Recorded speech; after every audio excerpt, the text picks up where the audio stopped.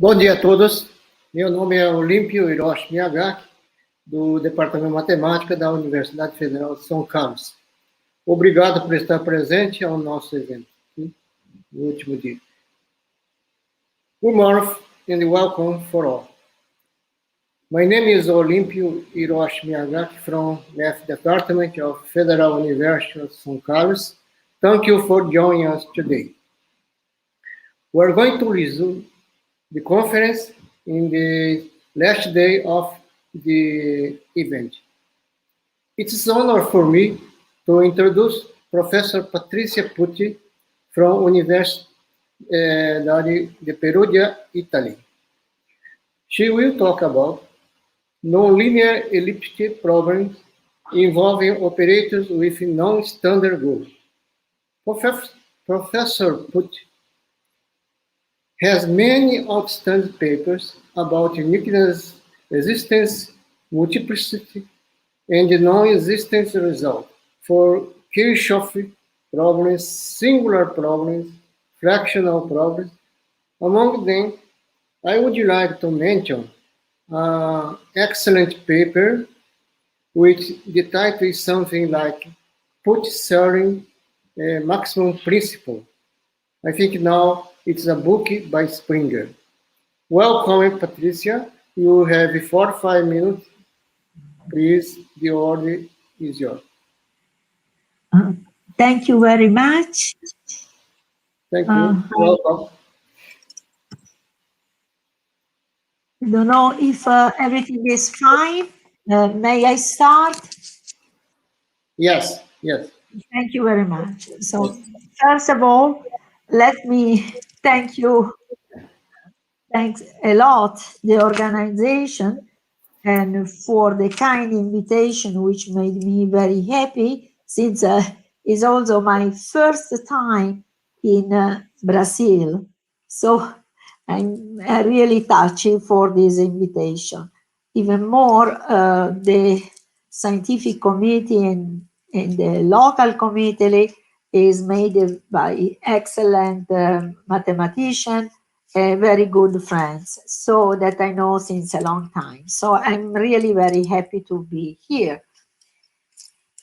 Today, I'm going to speak about some recent results I got with a current PhD student of mine. And essentially, I will speak about the problems which are subelliptic. That means that the model case is set in the so-called Heisenberg group, which is a sub-Riemannian, as a sub-Riemannian structure. And the fact to study problems in the Heisenberg group is not just for generalization, but there are several applications and there are several reasons to study subelliptic problems in the Heisenberg group, as this was shown in the beautiful survey paper by Owen in 1980 in the Bulletin of the American Mathematical Society. Another fact addressed in the talk is that we consider problems involving the so-called non-standard growth operators, elliptic operators, that they go back to the so-called PQ operators introduced in the latest 80 by Zikov and Marcellini. And there are several, a long list of people studying these elliptic problems involving these operators. And I just mentioned the big survey of Colombo and Mingione of 2015. The other fact is that I will be focused on the so-called entire solution, that for me are solution defined in the whole space. And so this is a little tricky because we are going to involve critical nonlinearities, but we do not want to use weights which allow us to find compactness in much easier way. So roughly speaking, we are several difficult to be handled. As we will see step by step why. Then I will also consider the problems involving hardy terms that are very important in application. In fact, I recall the famous Kazan-Warner problem concerning to find a conformal matrix with a prescribed scalar curvature, and in these type of problems arise in a very natural way this Heisenberg context. So there are several reasons to study this. But the Heisenberg group is a Lie group, and their underlying manifold is R2n plus 1, but is endowed with a not abelian group law that I wrote here, and the fact that the Heisenberg group is a very simple example of a sub-Riemannian manifold, which is not a Riemannian. In fact, the admissible curve, as I will show in this picture, are follow a constraint. In this case, there are a distribution of planes, and this distribution smoothly changes point by point and in the tangent space. So sorry, Patrizia. Sorry. Yes. Could you please put your slide in full screen? It's already full screen. Did not appear.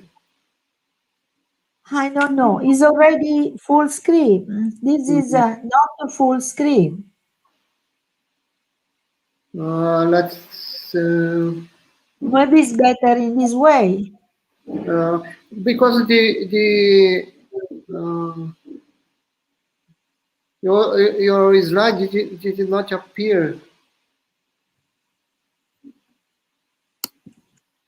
I don't know. Let's ask for help.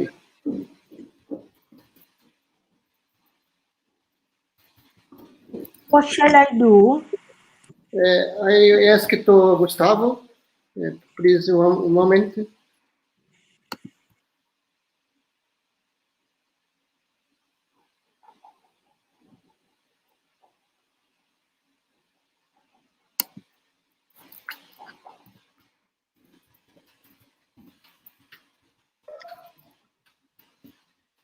Hello to all. Good morning. Dear Patrizia, are you using two screen, two monitors? No. Or just one? Just one. Yeah. Yeah. But okay. I have two Google opened, so maybe this is the problem. Okay. So I will apologize, and for the audience, we will break. I don't know, because in my computer appears that the screen is I share the screen, so I don't know what to do. Okay, I apologize. We will break just for a few minutes to solve everything. Okay. Okay, thank you. I apologize. I don't know okay, what no problem at all. Please, we will break for a couple of minutes.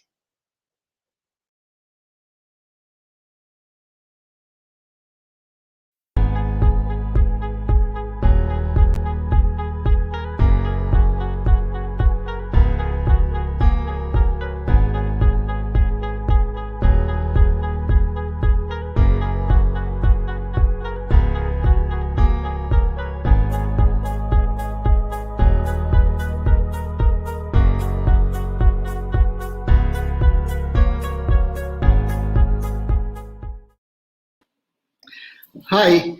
So sorry, Patrizia, about that. We apologize for the technical trouble. I'm sorry. We are learning this new software, StreamYard. Sorry. Now I give you the word. Professor Patrizia. Professor Patrizia. Yes, I can hear. Yeah, you can start. You can go back. Thank you. So thank you very much. I don't know if you listened my first part of the talk, so I don't know if I can move because I made some introduction already. I don't know if I have to repeat. No, don't need it. Okay, very good. So as I said, the fact that to have this admissible curve allow us to introduce the famous Carnot distance, which is a distance which take into account of the sub-Riemannian structure and is defined in this way, just the infimum of the length of the curve, admissible curve, join psi and psi prime. Okay, but as we will see, for convenience, we do not use this distance, even if it's so important. I will come back to this fact later on. So the topological dimension of the Heisenberg group is 2n plus 1, and also since it's a Lie group, you have a Haar measure. In this case, the Haar measure just can be as a 2n plus 1 Lebesgue measure. So everything works fairly easy somehow, but there is another dimension which is hidden, and which is the so-called homogeneous dimension that plays an important role, especially in the Sobolev embedding theorems. And this is a capital Q, so along the talk, capital Q is the homogeneous dimension, that is 2n plus 2, one dimension more than topological dimension. Okay. The Lie algebra is generated by a standard basis that I recall here, and in which all the 2n plus 1 dimension are involved. And this basis is canonical in the sense that the commutation relation works very well, as I said here.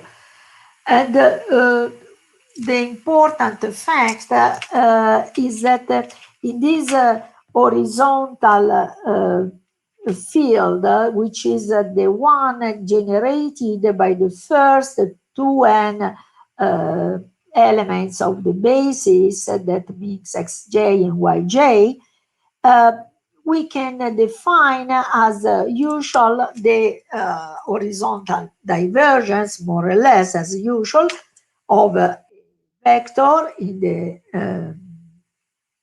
in this horizontal vector field, and then if we have a gradient of a regular function one, an horizontal gradient that I denoted along the basis in this way, then we can find the divergence of the gradient in this horizontal way, which is the horizontal Laplacian, which is a sub-elliptic operator, and this terminology was introduced by Hermander himself. So what we will use instead of the character Carnot distance, we will use the so-called Coriani distance, which comes from this norm, which is the Coriani norm, And the norm is indeed homogeneous of degree 1, as it should be, with respect to the main dilations delta r, which are ZR square T, which are defined in the 2n plus 1 variables. Okay, and so we have this distance, the Coriani distance, which is much easier to work with respect to the Carnot, the Rateode di Carnot distance, even if it is, as I said before, the Coriani distance does not respect, does not show us the sub-Riemannian structure of the okay. So then what is important in this copy of R2N that we can introduce an inner product, so we can use the corresponding norm, and yet I denoted it here, on the horizontal vector fields that for us.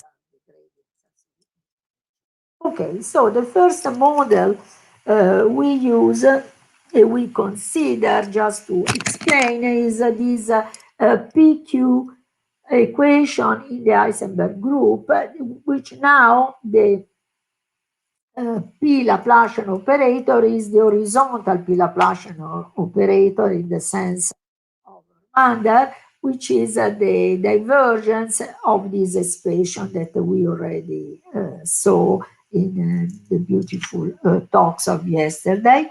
And F is for us a general nonlinear term, which can be critical in several senses. What we change in the talk time by time is the range of the parameters PQ that in the first part, small q is strictly less than the homogeneous dimension of the Heisenberg group.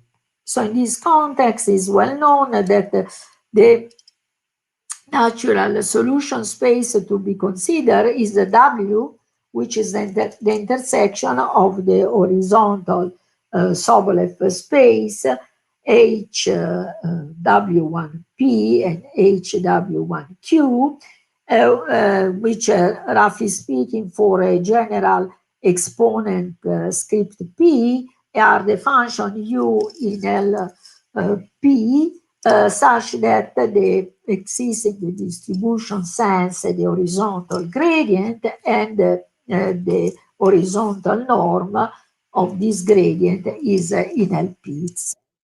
Okay, so the first paper with Letizia Temperini considers the general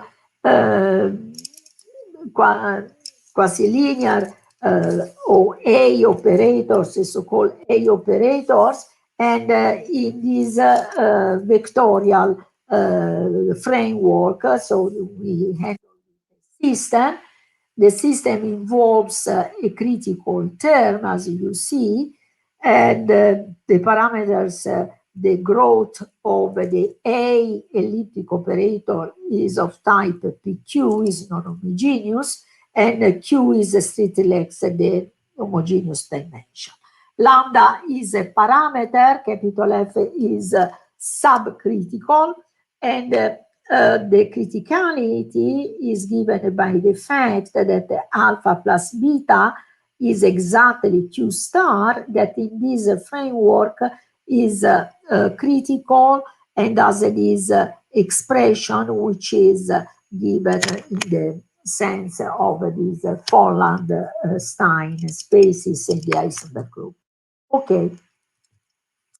Well, I already introduced with Fischella this type of operators. They are very, very general. There are type of operators we use with James Serrin.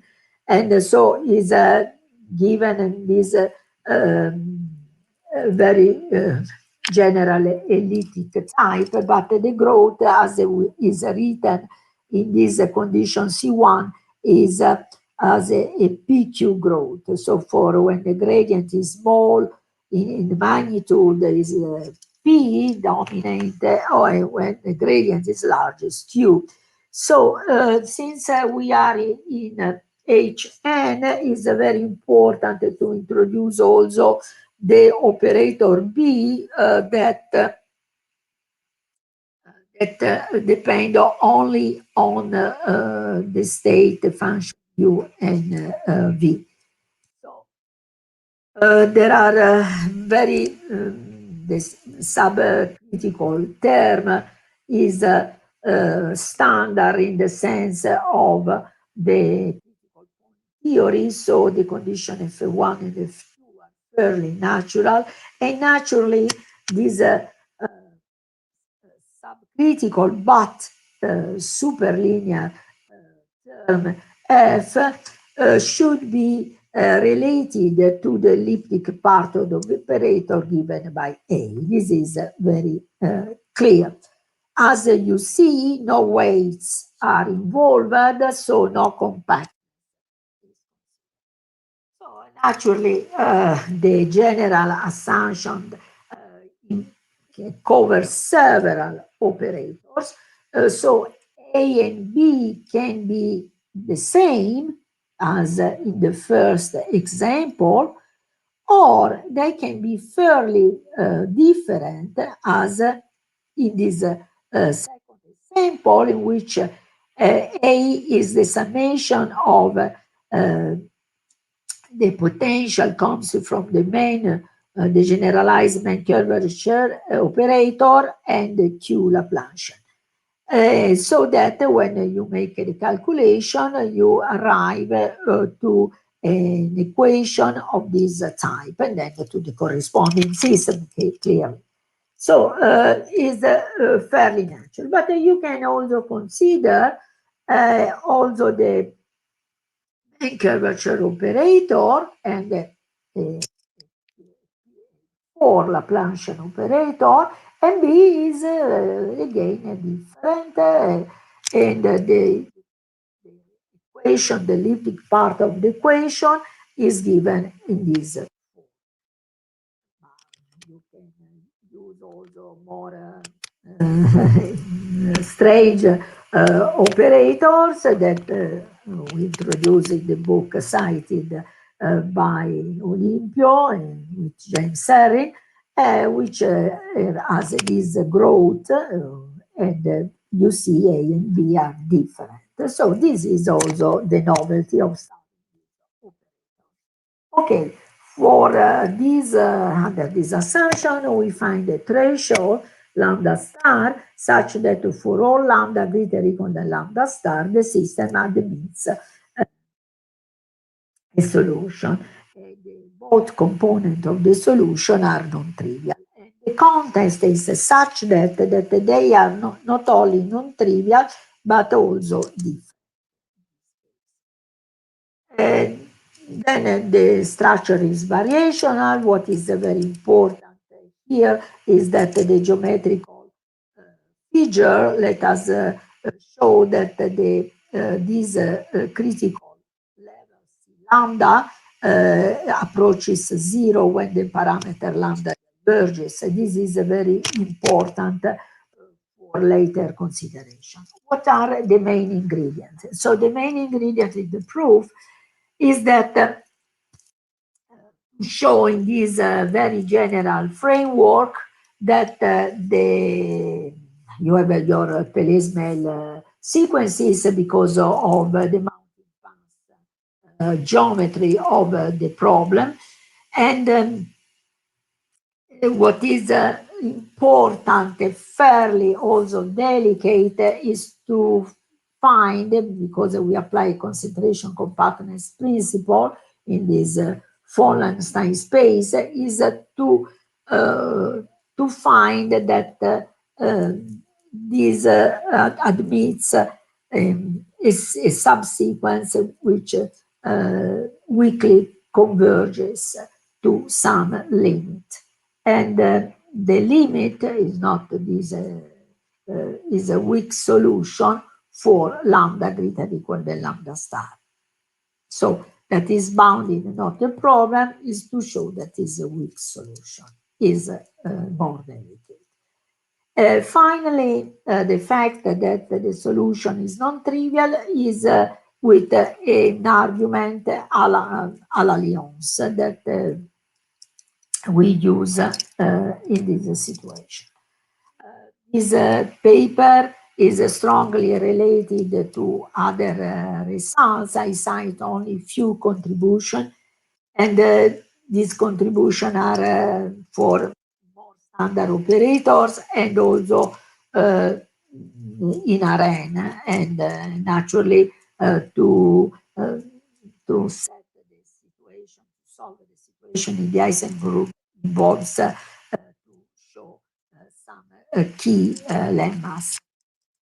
Okay, I already gave in other papers, so as I said, very important, as everybody of us knows, is the concentration compartment principle for problems involving the critical nonlinearities. That's what is the novelties, is this concentration compartment principle we proved for systems, and also for in this general framework, which is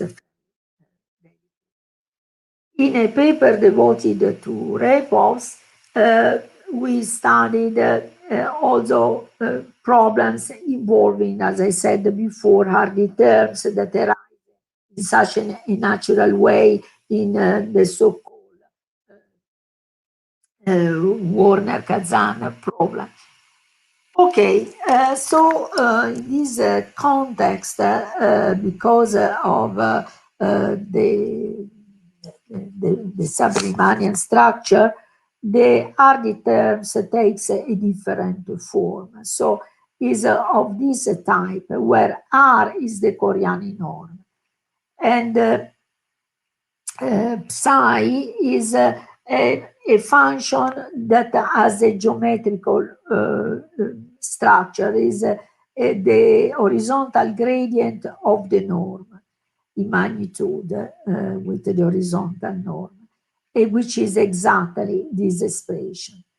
And so psi is a function between 0 and 1, is 0 when z is 0, that means in this 2n component, and is exactly 1 in the vertical when t is 0. Okay, in this this is a very important and naturally in arena psi is exactly 1. Okay, the hardy potential arises in a very natural way, and the first inequality was given by Garofalo and Lamponelli for p equal 2, and then extended by D'Ambrosio for every p between 1 and the homogeneous dimension 2n plus 2.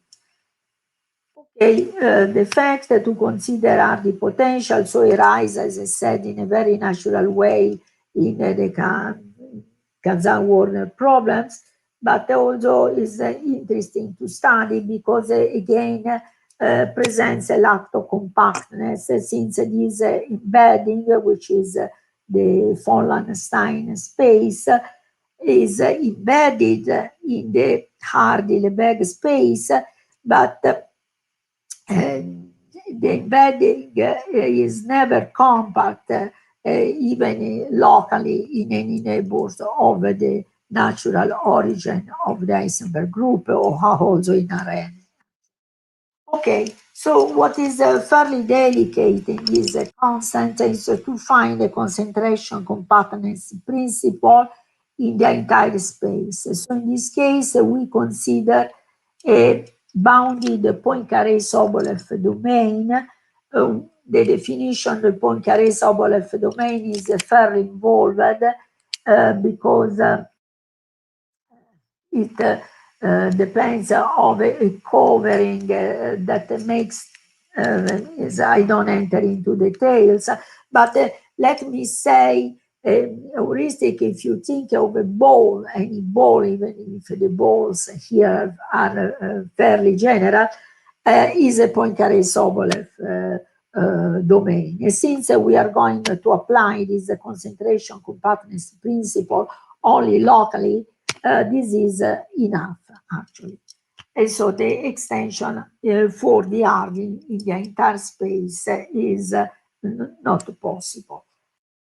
Okay, so our contribution was to give this extension, not only in the Heisenberg group, but also in the vectorial case. Okay. Then a second equation we consider as two figures. The first is that now Q is exactly the homogeneous dimension. So the linearity to consider is exponential, as we saw yesterday, the beautiful lecture of yesterday.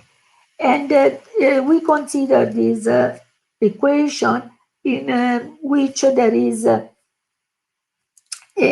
weight in psi, beta is strictly positive, involving the Coriani norm, so that the nonlinearity presents also a singularity. What helps us in this study is, of course, this perturbation H.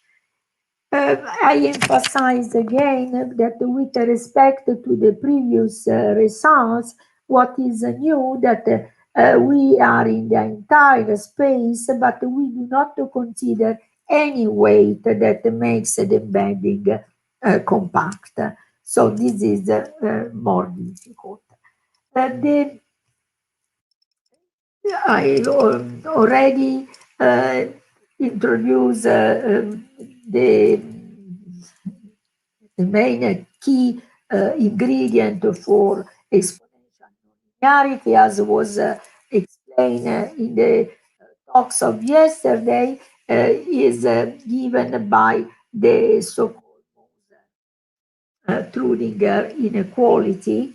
And so the prototype in when the space is the entire space is this right-hand side in red. And so since the solution we are looking for are of geometrical figure, we search non-negative solution, so that we consider only that f is 0 if u is less or equal than 0, and so we consider only this growth condition. So I do not enter too much into detail. The fact to eliminate the first terms is because we want integrability, of course. Then the function, the condition F2 is natural, very general, so we have only two conditions, F1 and F2. F1, a very natural growth condition, F2, the same.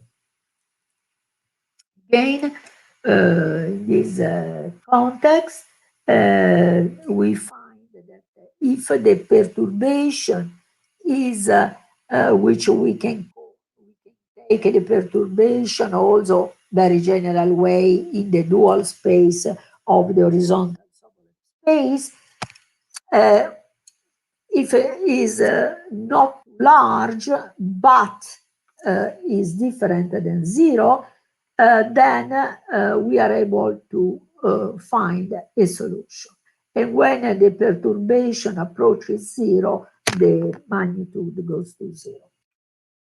So there are several papers involving, I cited only few more connections with us, and as I emphasized that also in this very recent paper, weights were considered to find to have a compactness in an easier way, as I said. This is a very nice paper about this inequality in the Heisenberg context. Also here, again, I emphasize that the weights were considered. Okay. Since we had some technical problems, I do not repeat what the wonderful lecture of Doho concerning the Trudingen-Moser inequality in Rn. What I emphasize is that when this was shown by Kohn-Lu the first time in the Heisenberg context, they had to adapt this representation formula, and they cannot use this idea as was explained in the old lecture. They cannot use this rearrangement function as was explained, because this is not available any longer in the sub-Riemannian context of the Heisenberg setting. So the proof technique, the difficulties are very clear. And then this was generalized in this paper by Lan Tang from in the entire HN. And again, the approach of Adams does not work anymore. One has to nothing is available, no symmetrization, nothing. So it's fairly difficult. This is I don't know if my time is over or I have some minutes left. I don't know if the chairman can tell me.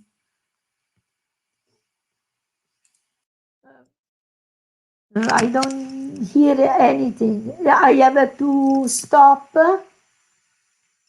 Oh, may I continue?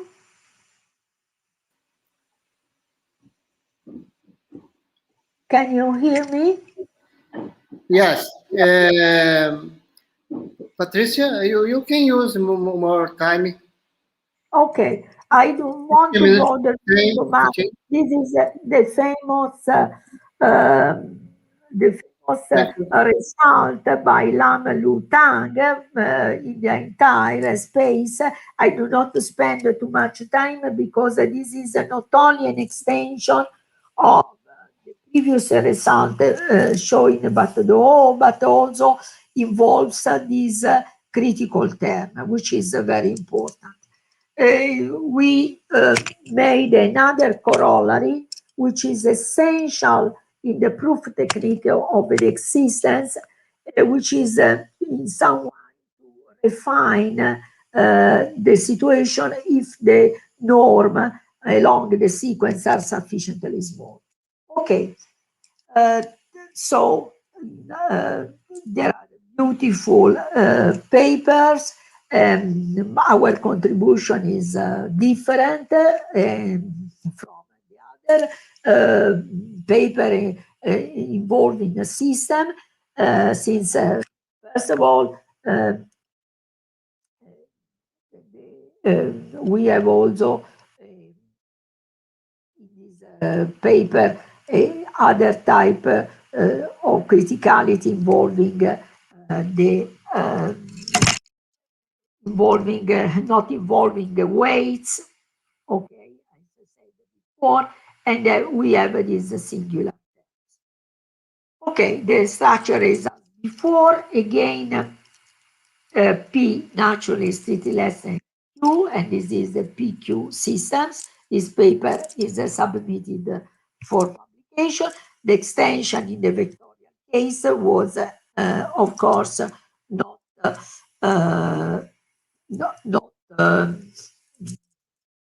standard, as I said. But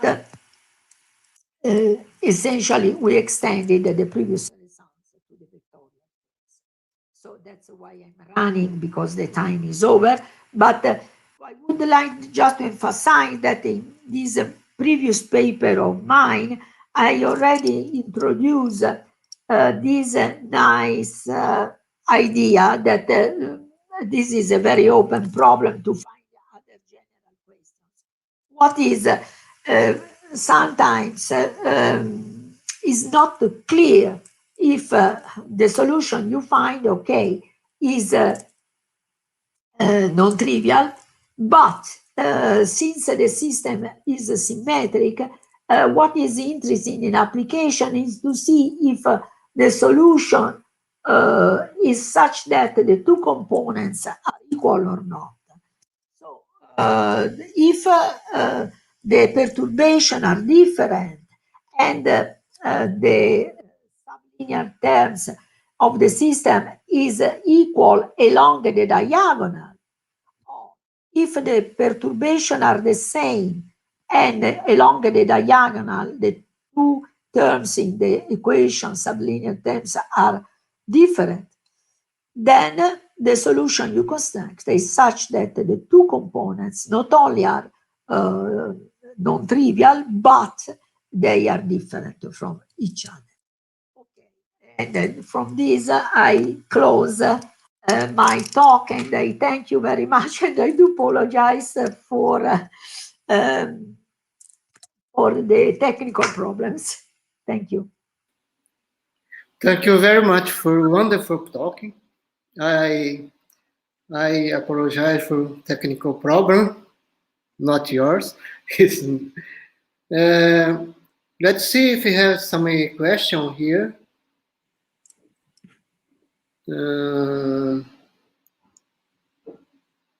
I think no question, but I have one just for curiosity.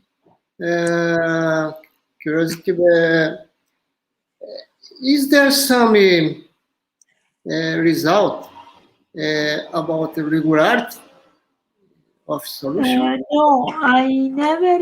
This is a very interesting problem because usually with the RD terms, you expect it's difficult to find a solution because you expect a type of blow up. Okay. Case. But this is a very interesting question. Very interesting question, at least for other situation. The fact that you have this PQ growth makes the regularity fairly difficult, and usually regularity can be addressed locally because the fact to be in the entire Rn makes things a little easier for regularity because you can stay locally. Oh, okay. Because the main problems are when you approach the boundary. Yeah. But locally, the situation is a little easier. Some regularity in the Heisenberg context, I think it was given by Mingione. I don't remember now exactly the reference, but he studied this beautiful paper, in a very long paper, very beautiful paper, this regularity. And I think that also Mingione, which is the problem that fascinating me very much, consider the so-called double phase problem, in which there is a coefficient A of x in front of this operator, and so you have to use when this A of x is really serious, not far from zero, then you have to use in a heavy way you have to use in a heavy way the Orlitz Sobolev space. And I am very fascinating. Why? Because we are able to consider as I said in this previous slide, we are able to consider Q star, even in the scalar situation. Don't think it is difficult. Think about the scalar case.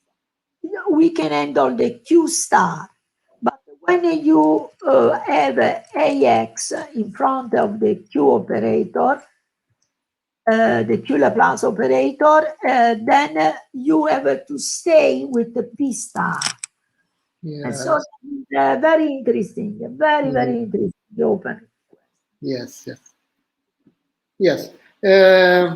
I think I can ask one more because I'm interested in this kind of problem. About you said about the Harnakin inequality. Is there some Gallardo, Nirenberg inequality type in this equation? Yes, is that they are called the Stein-Folland inequalities now, because these Sobolev space, even if horizontal, are fairly delicate. Okay. And were introduced by Stein and Folland. These are the main ingredients. So yes, these are the famous embeddings by Stein. Yes. Okay. Let's see if he has more question here. Yeah, the relic. As I said before, maybe I would like to show again this very beautiful, very deep paper in which the authors make this generalization of the Heisenberg group. You see, are the relic inequalities, identities, and so forth. Oh, thank you, thank you. And so they strongly show the difference, even if, as I said before, the Karateo de Carnot distance is intrinsic related to the sub-Riemannian structure of the group. Is much easier to use the Coriani distance, but the two sharp constant, for instance, in the Hardy inequality are the same. Oh. But if you take other norm that in the Lie group, in this context, they are homogeneous, then they can change. But for these two, they are the same. Oh, thank you. Yes, sounds good, this paper. I think no more question. Well, let's see. Okay. Thank you very much for again for joining us. My first time Brazil. I hope to come. So nice talking. So nice subject. Thank you very much. Thank you.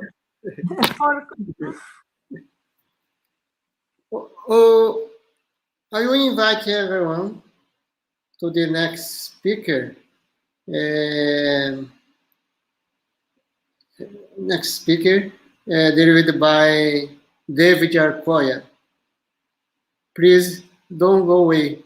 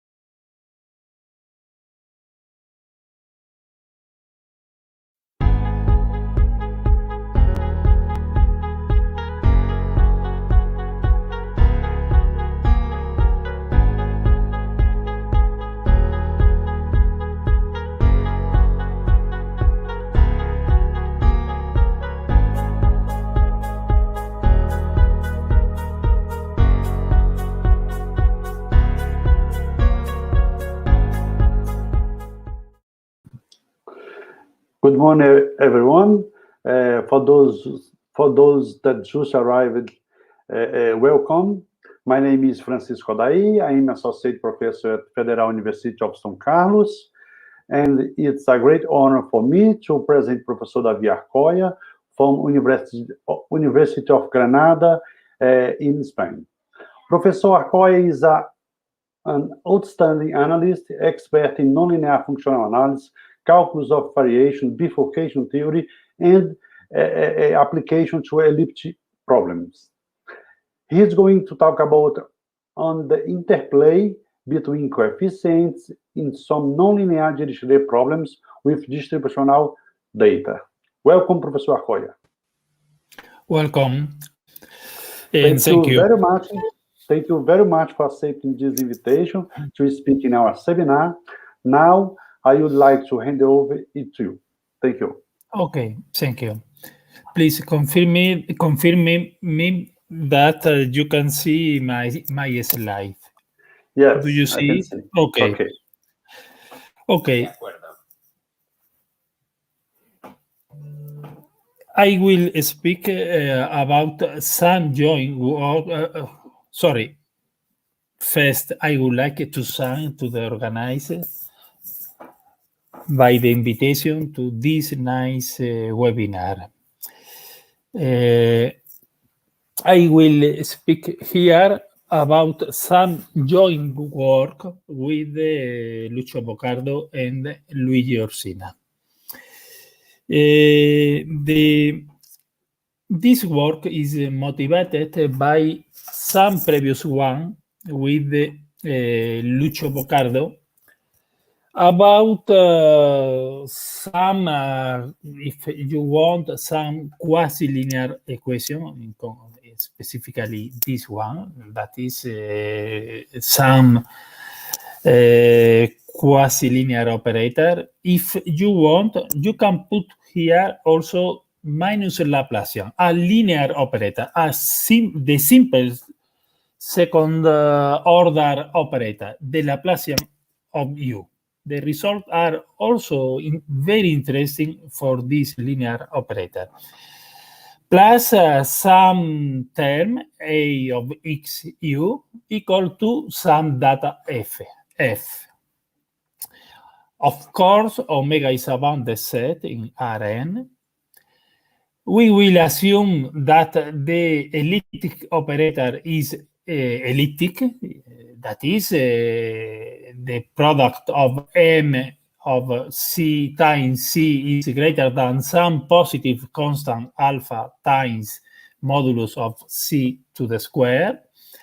M is also bounded by beta modulus of c, with the beta also some positive constant, which has to be greater than alpha. And this condition about M. The standard assumption on the function M, on the category function M. The main novelty is that we only assume that the coefficient A of x is in L1, and that the data of the equation F is satisfying this inequality. This means that F is also in L1 because A is in L1. But we only assume that F is in L1. We do not require more regularity on F. And the theorem, in a paper of some years ago, is that there exists one solution which is in the subelliptic space and which is bounded. This system of a bounded solution in the subelliptic space is a surprise. You have to think that I'm only assuming that F is in L1. So,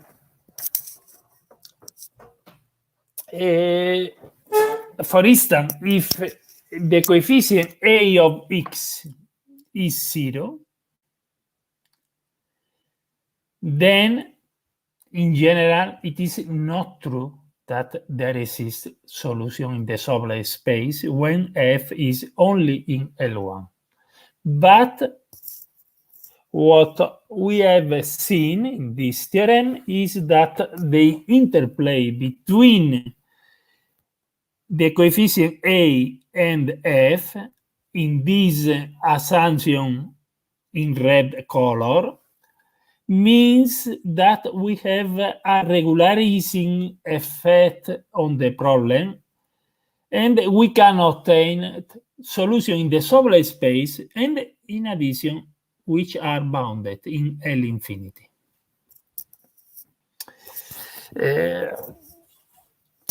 Perhaps you can remember the classical estimate about the norm of U in LP with respect to the norm of F in LP.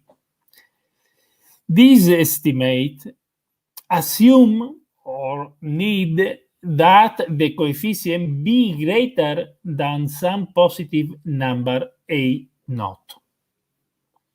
However, in our case, we can consider cases in which the coefficient A is 0 in some part of the domain. Of course, if A is 0 in some part, in the same part, F is also 0. But it is not necessary to assume that A be strictly greater than some positive number.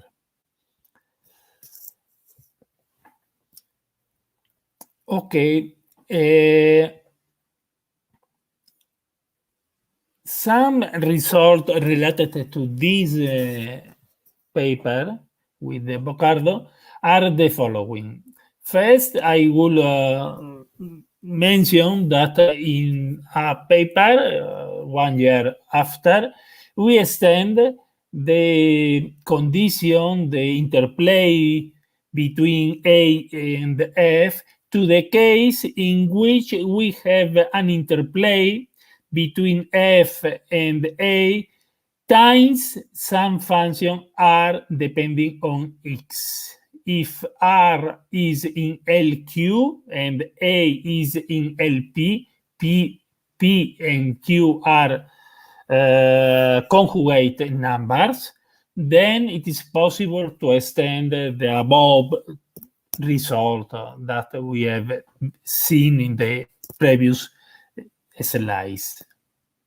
The second paper that I want to remember here is the paper by Boccardo, and this is a paper about the dirichlet problem with the convection and drift terms. And this was part of the talk of Boccardo, of the nice talk of Boccardo in this webinar. So I suggest that you can see it again. There is also a paper, a joint paper with Boccardo, in which we study the system and a weak maximum principle for the dirichlet problem associated to the Hamilton-Jacobi equation, this one here, where the main hypothesis is that F satisfies the interplay with the coefficient A. The function A of X is in LR with R equal to 2 over 2 minus Q, with the Q, the number Q here, between 1 and 2. Okay. There is also another paper with a joint paper with the Boccardo and the Orsina, recently finished, and it is about the case of an Schrödinger-Maxwell system in which we have an interplay between the coefficient a of x and f, like the above. It is the same. But here we are going to study a different extension of the above result with the Bocardo.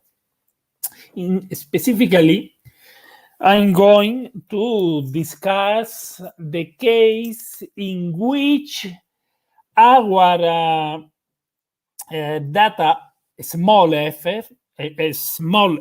is substituted by the divergence of some capital F, such that this capital F satisfies this condition here. I observe here it is to the square. This is due to the fact that here we have the divergence. In this case, for this kind of problem, it is classical some result or some Estampacchia type results saying that when A is positive and the data capital F is in Lm with m greater than n, then there exists one solution in the Sobolev space which is also bounded. But here, like in the first paper, we only assume that the data capital F is in L2 because we know we impose that A is in L1 and that the square of modulus of capital F is smaller than A. So we are only assuming this regularity on F. Modulus of F is in L2.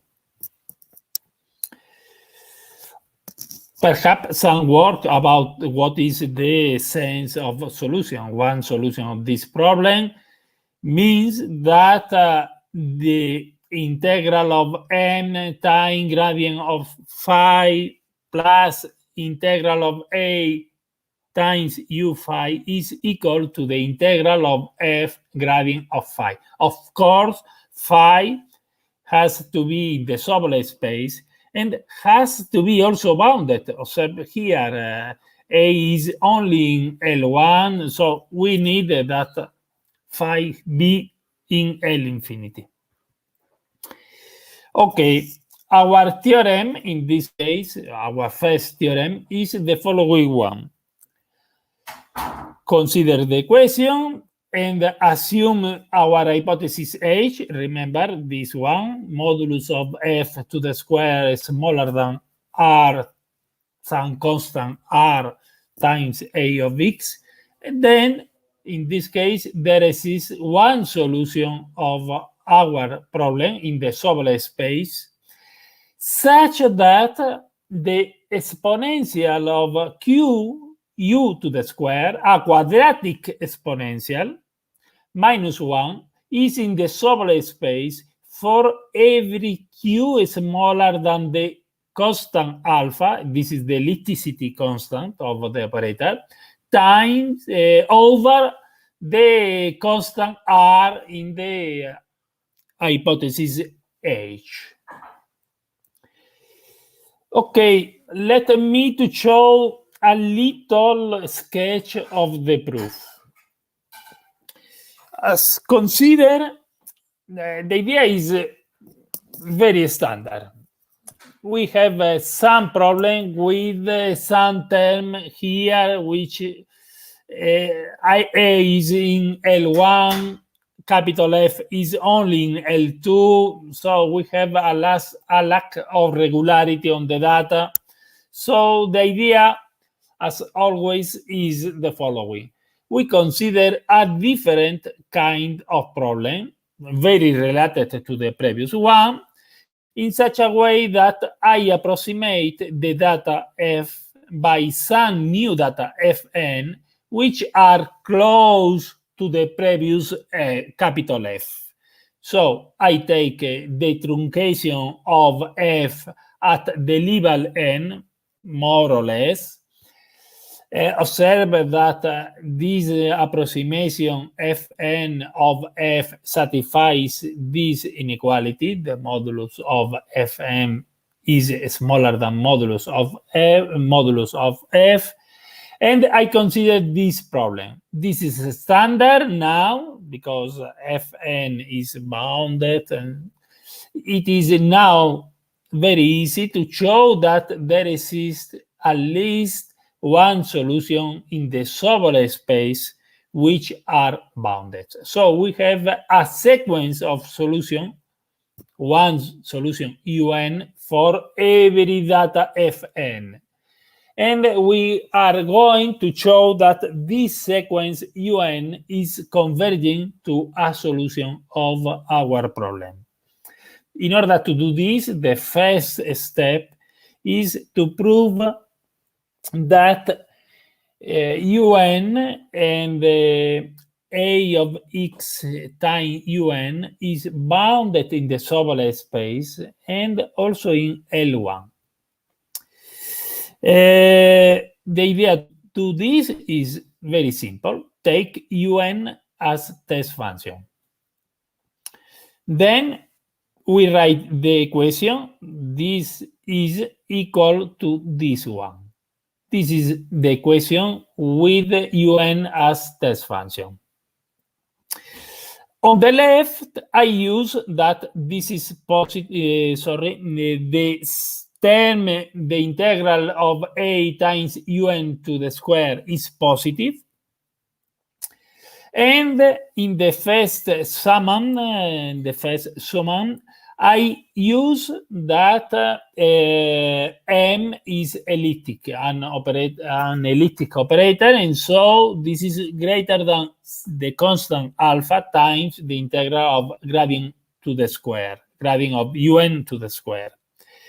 In the right-hand side of the equation, I use Young inequality, and we obtain this estimate. This is smaller than this and this. Observe that this term here is similar to this one.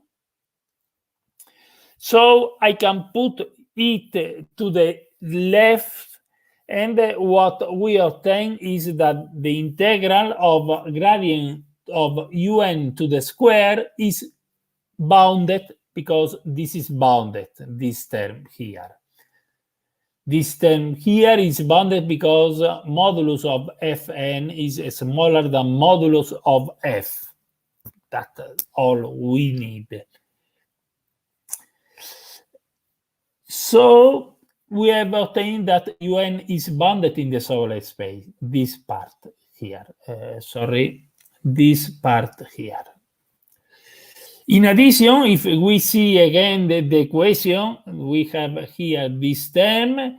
Since un is bounded in the subelliptic space, this is bounded, and this term has to be also bounded. This means that we have obtained also the boundedness of in L1 of a of x times un to the square. Okay, passing to a subsequence, we can assume now that un is weakly converging in the subelliptic space and almost everywhere converging in all omega. The second step is to prove that we have a strong convergence of the sequence a of x times un. In order to do this, we have to do two things. First, step A, using that un is converging to u almost everywhere, it is simple that a of x un to the square is converging almost everywhere to a of x u to the square. The second, B, is that for any measurable subset A of omega, we can write the integral in A of A times modulus of un. We can split this integral into integral. The integral when modulus of un is smaller than k, and the integral when the modulus of un is greater than k. In the first one, in this first one, since un is smaller than k, we can deduce that the first term is smaller than k times the integral of a of x. With respect to the second one, I use that since un is greater than k, I can use the inequality that this term a of x times modulus of un is smaller than this one. And I use the previous result about the boundedness of this integral. Using this, we obtain here the constant c of this bound over k, the number k. So with this estimate, using that a is in L1, it is very simple to show that this integral of a times modulo of un is so small as you want when the measure of a is tending to 0. This means that we have shown that a of x times un is uniformly equi-integrable. By the Vitali theorem, we obtain the convergence in L1 of the sequence a of x times un. So the second step is also done. Finally, we have to show that U is a solution of P. This is now easy because take any function phi in the subspace which is also bounded. Choose un minus phi as test function. Then we obtain this equation here. Now we are going to add and subtract the same quantity. In concrete, specifically, I add this term here and I subtract it here.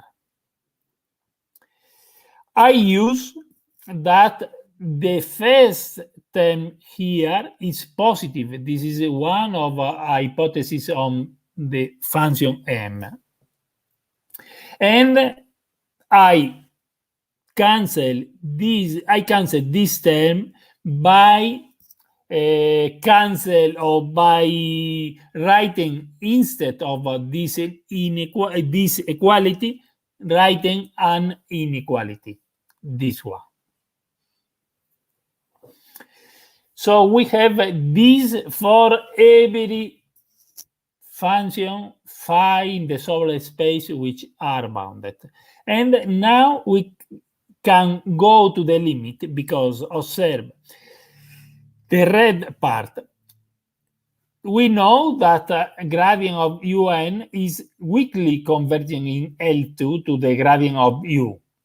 We know also that by the second step, we know that a of x times un is strongly convergent in L1 to a of x times u. And we know that the approximation Fn that we have done is strongly converging in L2 to F. Using this red part, we can pass to the limit in this inequality and we obtain this other inequality. And with this, we are more or less done because we have only to follow a trick in a paper by Boccardo and Orsina. It is a kind of a minty trick. It consists in the following. We take the function phi equal to tk of u. Tk is a Troncacha, this one here. Sorry, this one here. At the level k and minus k. Minus t psi, where psi is if every function in the subspace which is also bounded. And taking this phi, we will obtain, as test function here, phi, we obtain this inequality, this one. Okay, now I use that the product of gk of u times u is always positive. Remember that gk, sorry, I have not said that gk is this one. It is a standard. Okay, it is clear that the product of u times gk of u, this product is always positive. So this term here in this integral is always positive, and I can cancel it, and we remain with the same inequality. I take the limit when the k tends to infinity. Tk of u is tending to u. Gk of u is tending to 0. So we will obtain here gradient of psi times t.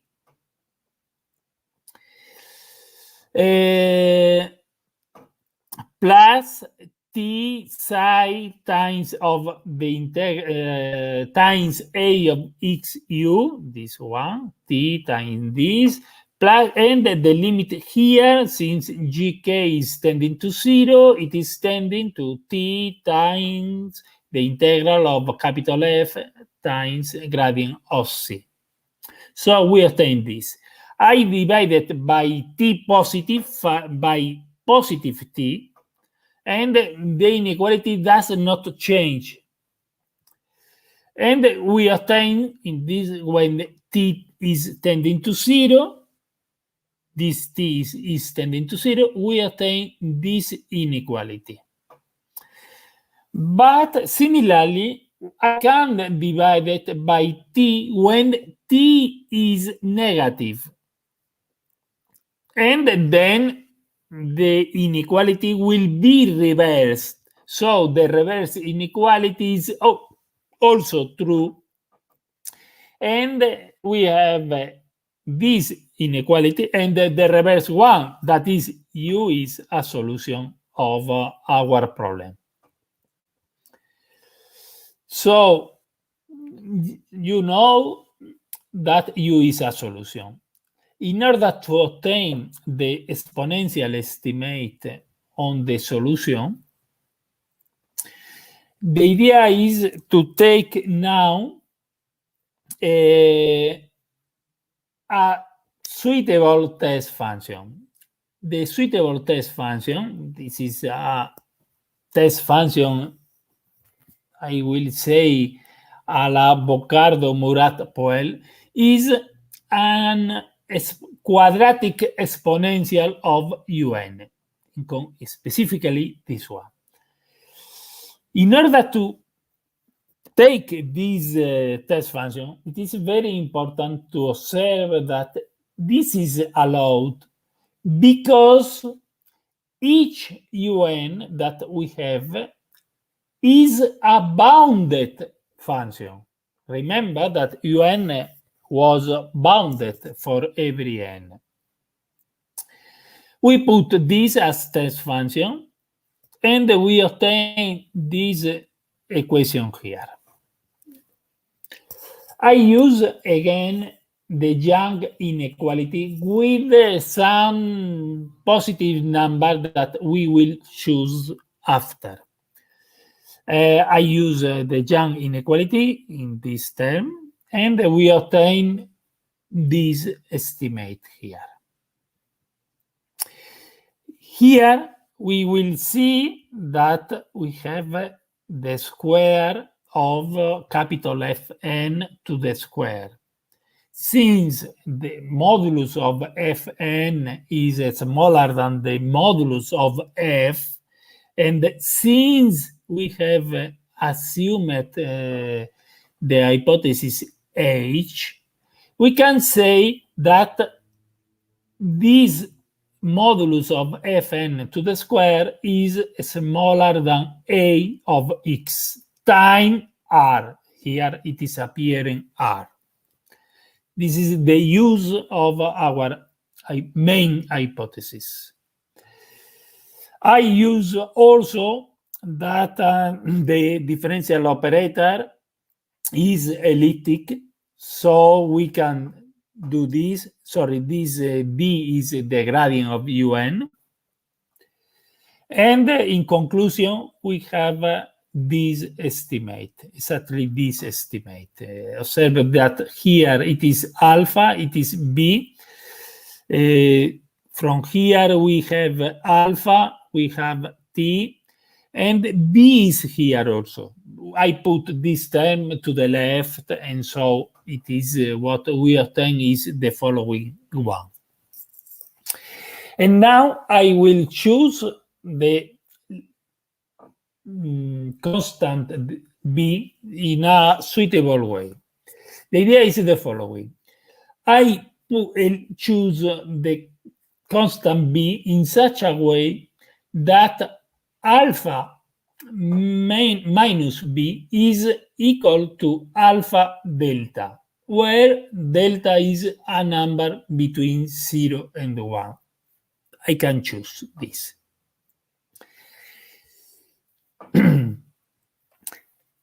And this inequality, remember, was true for every positive t. For every positive t. Now I choose the number t in such a way that this is equal to the number delta that we have fixed in this part.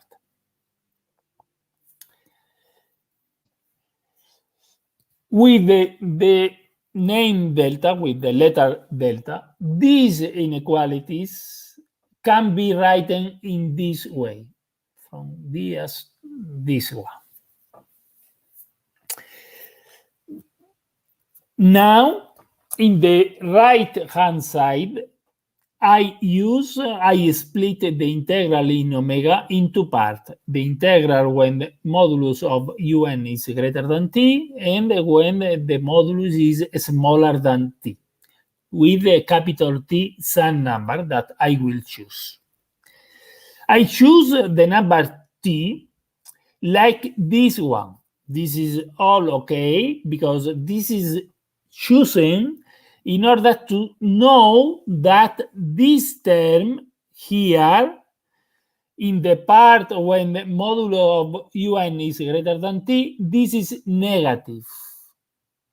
Since this is negative, I can cancel this term here, and we can say that this sum is smaller than the second term only of the sum. And here I use that this is smaller than 1, and I cancel this term. I put only a times modulus of un.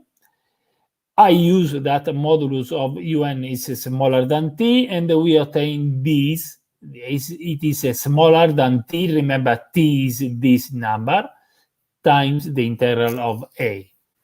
So this means that this integral here has the left-hand side has to be bounded. This means this one here.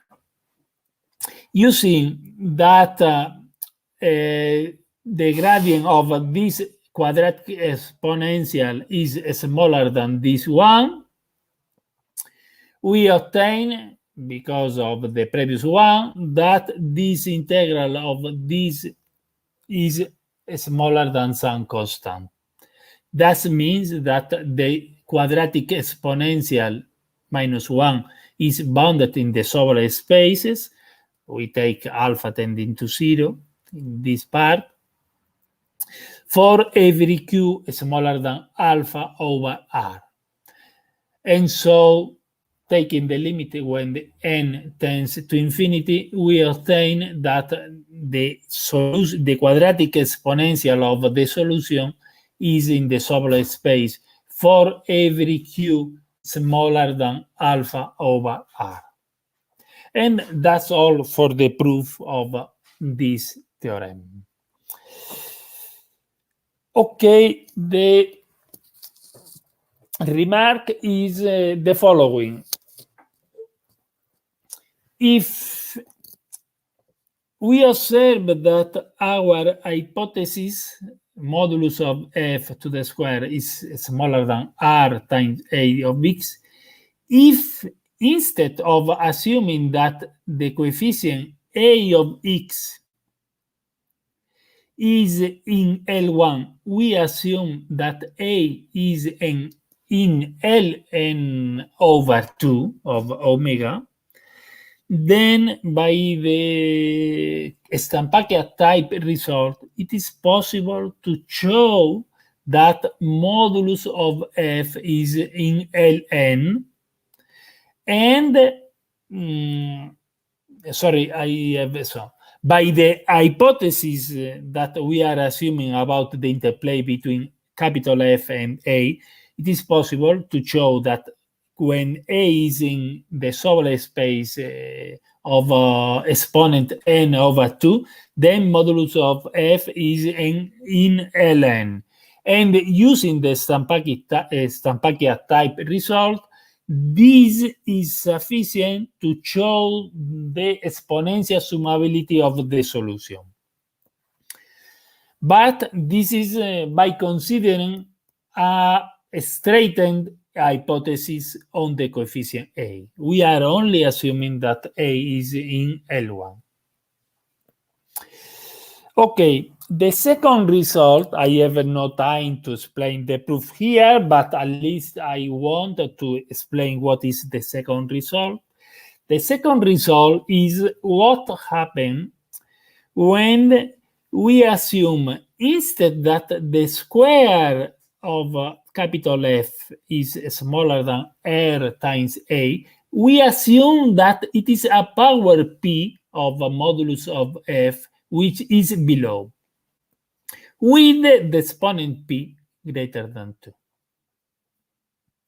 In this case,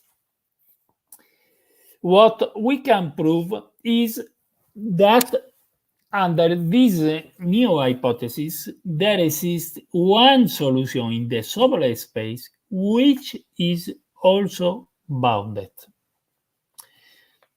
So,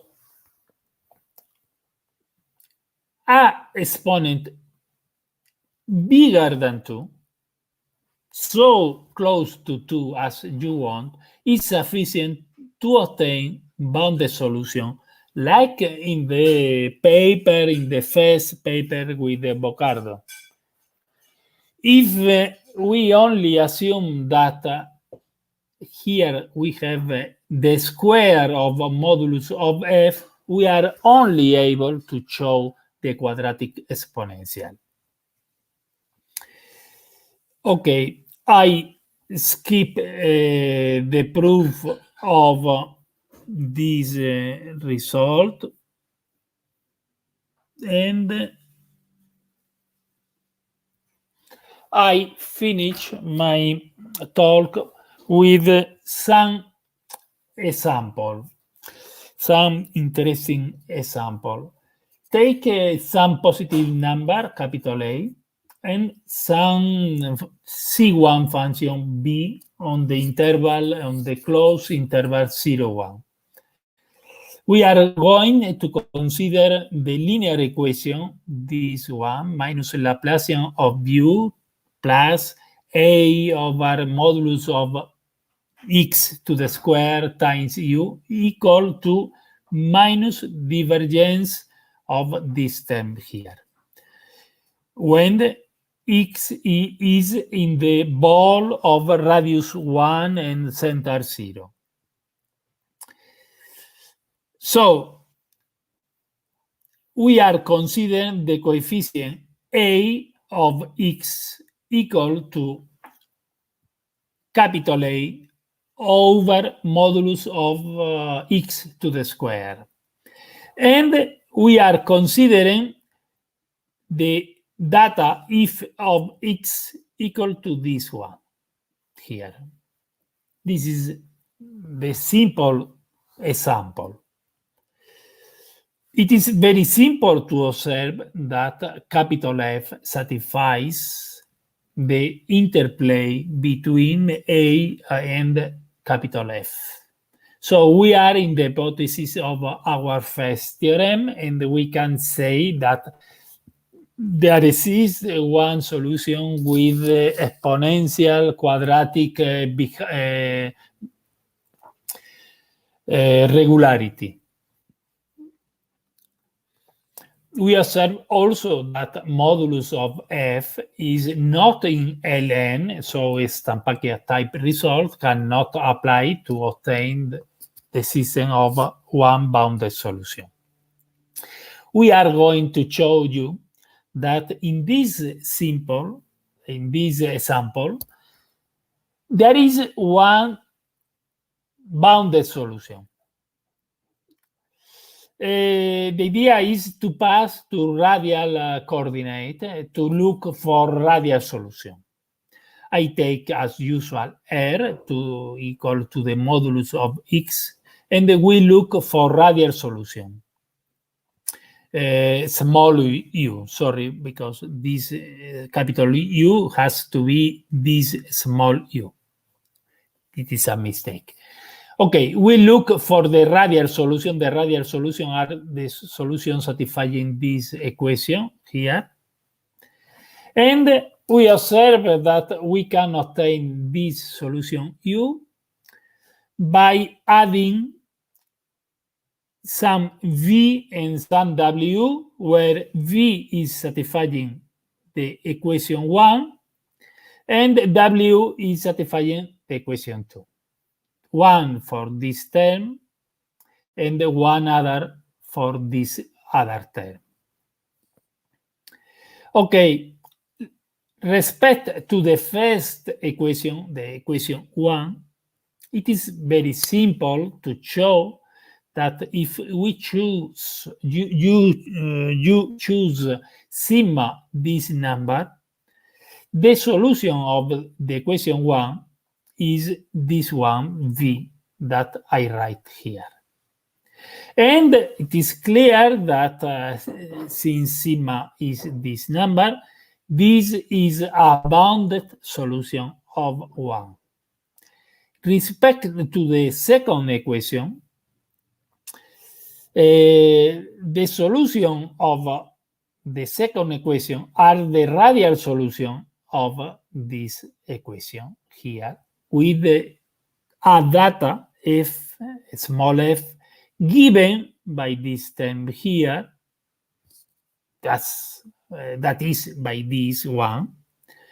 And it is very simple that modulus of this term is smaller than some positive constant q times a of x. Q is this number. So we are in the framework of the first paper with the Boccardo, and we can use this paper to show that W is, there is one solution, sorry, there is only one, the only solution is bounded. In that, the bound of the solution is Q, Q is this number. So we have that V is bounded, W is bounded. In conclusion, we have found a solution U of this problem or of this equation, which is in the solar space and which in addition is bounded more than quadratic exponential summability, as it is stated in our theorem.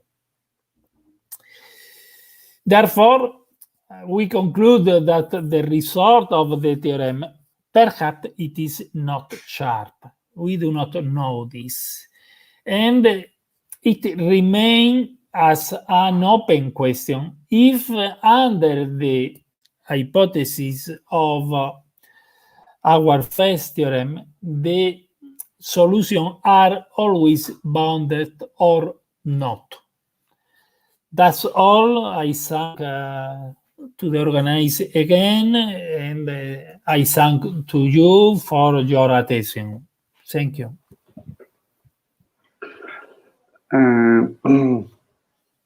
Okay, thank you, David. It was a very nice lecture. Indeed, it was, to me, it's like a aula. You teach me the subject. Thank you. And also, let me see if there are some questions. Okay.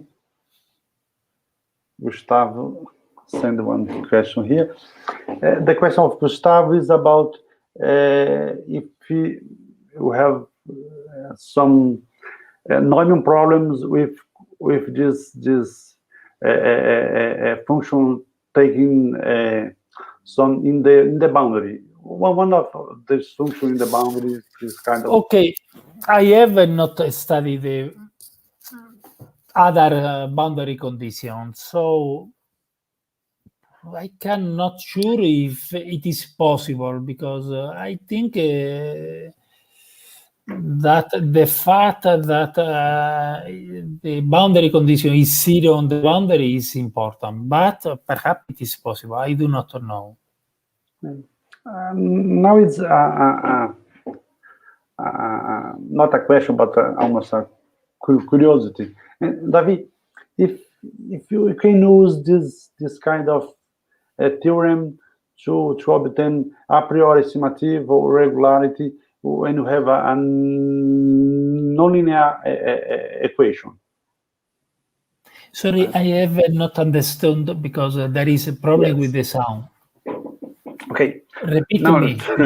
Okay, we have a nonlinear problem. Okay, you can apply this kind of result to obtain a priori estimative and a regularity. Okay, in some sense, we have done this. We have obtained a priori estimate about the solution in some sense, because the idea is the following. We take the approximate problem and we obtain an estimate for the approximate solution. Formally, the idea is assume that you have one solution of your problem with the hypothesis, and using U as test function, we will obtain some a priori estimate. But since we do not know that there is a solution, this is an a priori estimate. What we done is the following. First, we take the approximate sequence of solution. We obtain for this approximate sequence the a priori estimate, and we pass to the limit. This is more or less the same. Okay, thank you, David, again. Let me see if we have more questions here from YouTube. And okay. No, we don't have more questions, so I thank you again. Thank you. We are very happy with your participation in the seminar, and finally, I hope that you can meet as soon as possible. I hope the same. I hope best times that this one, and so on. Thank you, David. Okay. Thank you. thank you to you. I also would like to thank the audience for attending this section, and I will be grateful if you continue with us for the next section that will be in some minutes. Bye. Thank you.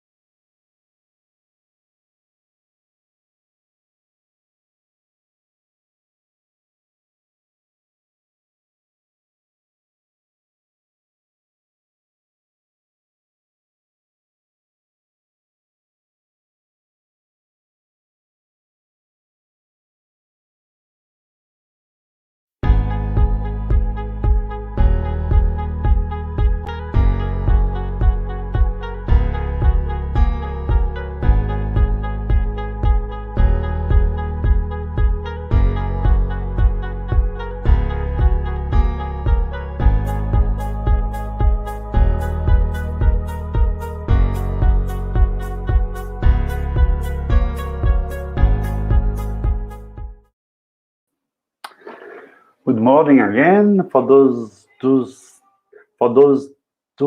that just joined us. Welcome.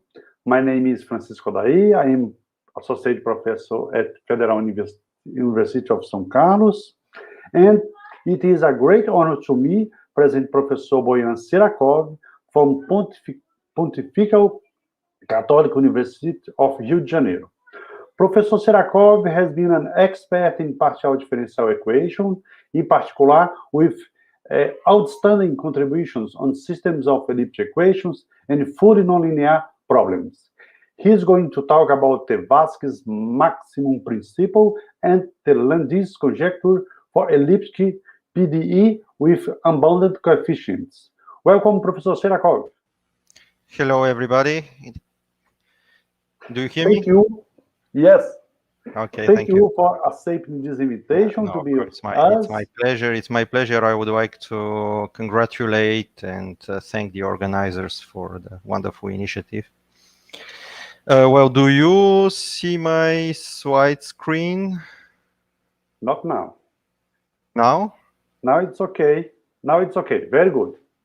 Very good. Now it's as it has to be. Okay. Now I would like to hand it over to you. Thank you. No, there's a problem to me because I cannot access my own slides now. To me, it's okay. Yeah, Okay. but somehow my screen is frozen and I have no access to the slides. Okay. Now? Now it's not a free screen, but you can see. Yeah, weirdly, when I go to, now I can control the slides, but when I go to a full screen, okay. Is it okay? It's okay. Good. Thank you. Thank you. Bye. Good luck. Yeah, thanks. Well, so this talk is a very recent joint work with Philippe Soufflet from Paris. And, well, it's about use of a new method in the study of two very classical conjectures, or let's say results for solutions of elliptic PDE, namely the so-called Vázquez maximum principle and the Landis conjecture, which I'm going to tell you about. And we have some new results that use a different method from the previous works based on the Harnakin inequality. Okay, so let me start with giving a few words on the setting. So essentially, the setting is take any uniformly elliptic operator in second order, be it in divergence or non-divergence form. Think of linear operators. Of course, we could also have fully nonlinear AGB operators, such as, for instance, Pucci extremal operators. And well, so, but we remember this, we have a second order operator. A will stand for the second order coefficients, B will stand for first order coefficient, and C, little c, will always stand for a zero order coefficient. And I'll denote with our view any of these operators. And we are going to think of weak solutions or super and sub-solutions of such things in the standard senses.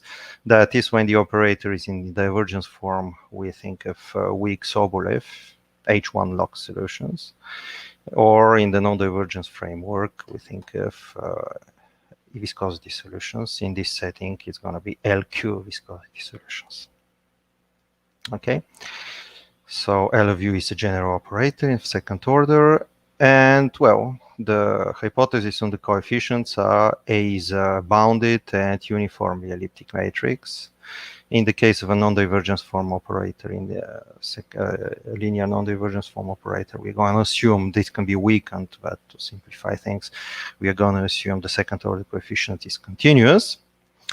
And the lower order coefficients belong locally to Lebesgue spaces, to the optimal Lebesgue spaces, which make actually possible to have generalized maximum principle, that is Stampacchia inequality in the case of divergence form operators, or Alexandrov-Bachmann-Pucci inequalities for non-divergence form, and the Harnakin inequality, which in these situations is the first order of coefficients are q with q bigger than n, and the zero order coefficient is LP with p bigger than n over 2 in the divergence situation, and the so-called Escuriaza constant, which is some number which actually is unknown, but in any case is more than n for operators which are in non-divergence form.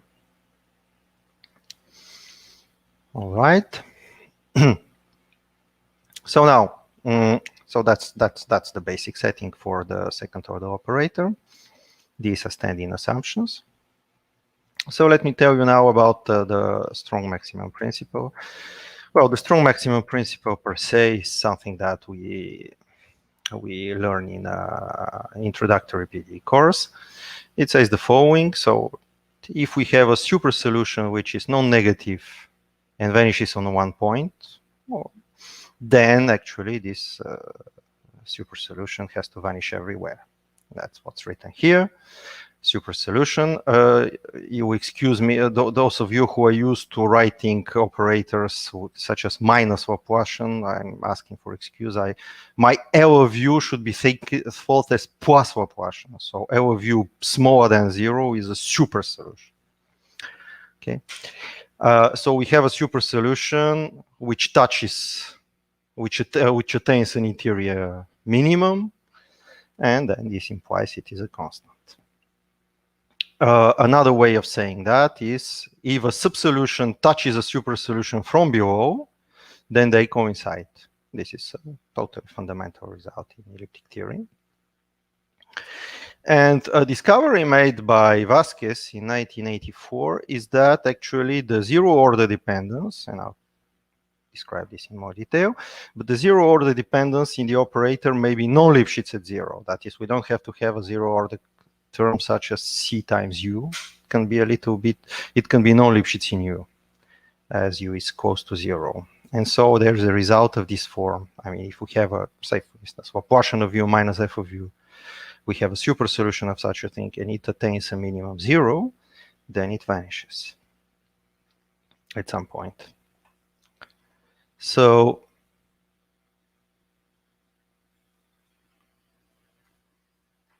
okay, I don't know what's going on.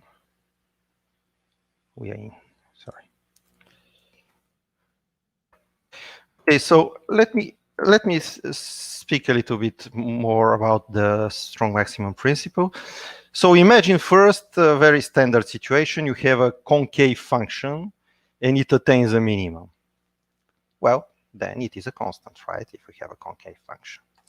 Okay, the beauty of elliptic PDEs is that many things that are obvious for convex and concave functions remain true if just the PDE satisfies the inequality. Not, for instance, not just the, you don't need to ask that the second derivatives be negative.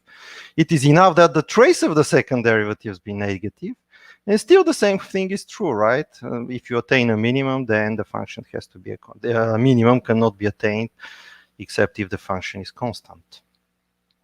Actually, the point is that the trace of the second derivative is a sum of the second derivatives in all directions. And the fact that this sum is negative means that there is more concavity than convexity at each point. And that is enough to infer that if a minimum is attained, then the function is constant. Okay, and when we go to more general operators for, say, with zero order terms, in the linear situation, you can, okay, let's just look at this operator, or Laplacian of u minus of u. The same is true.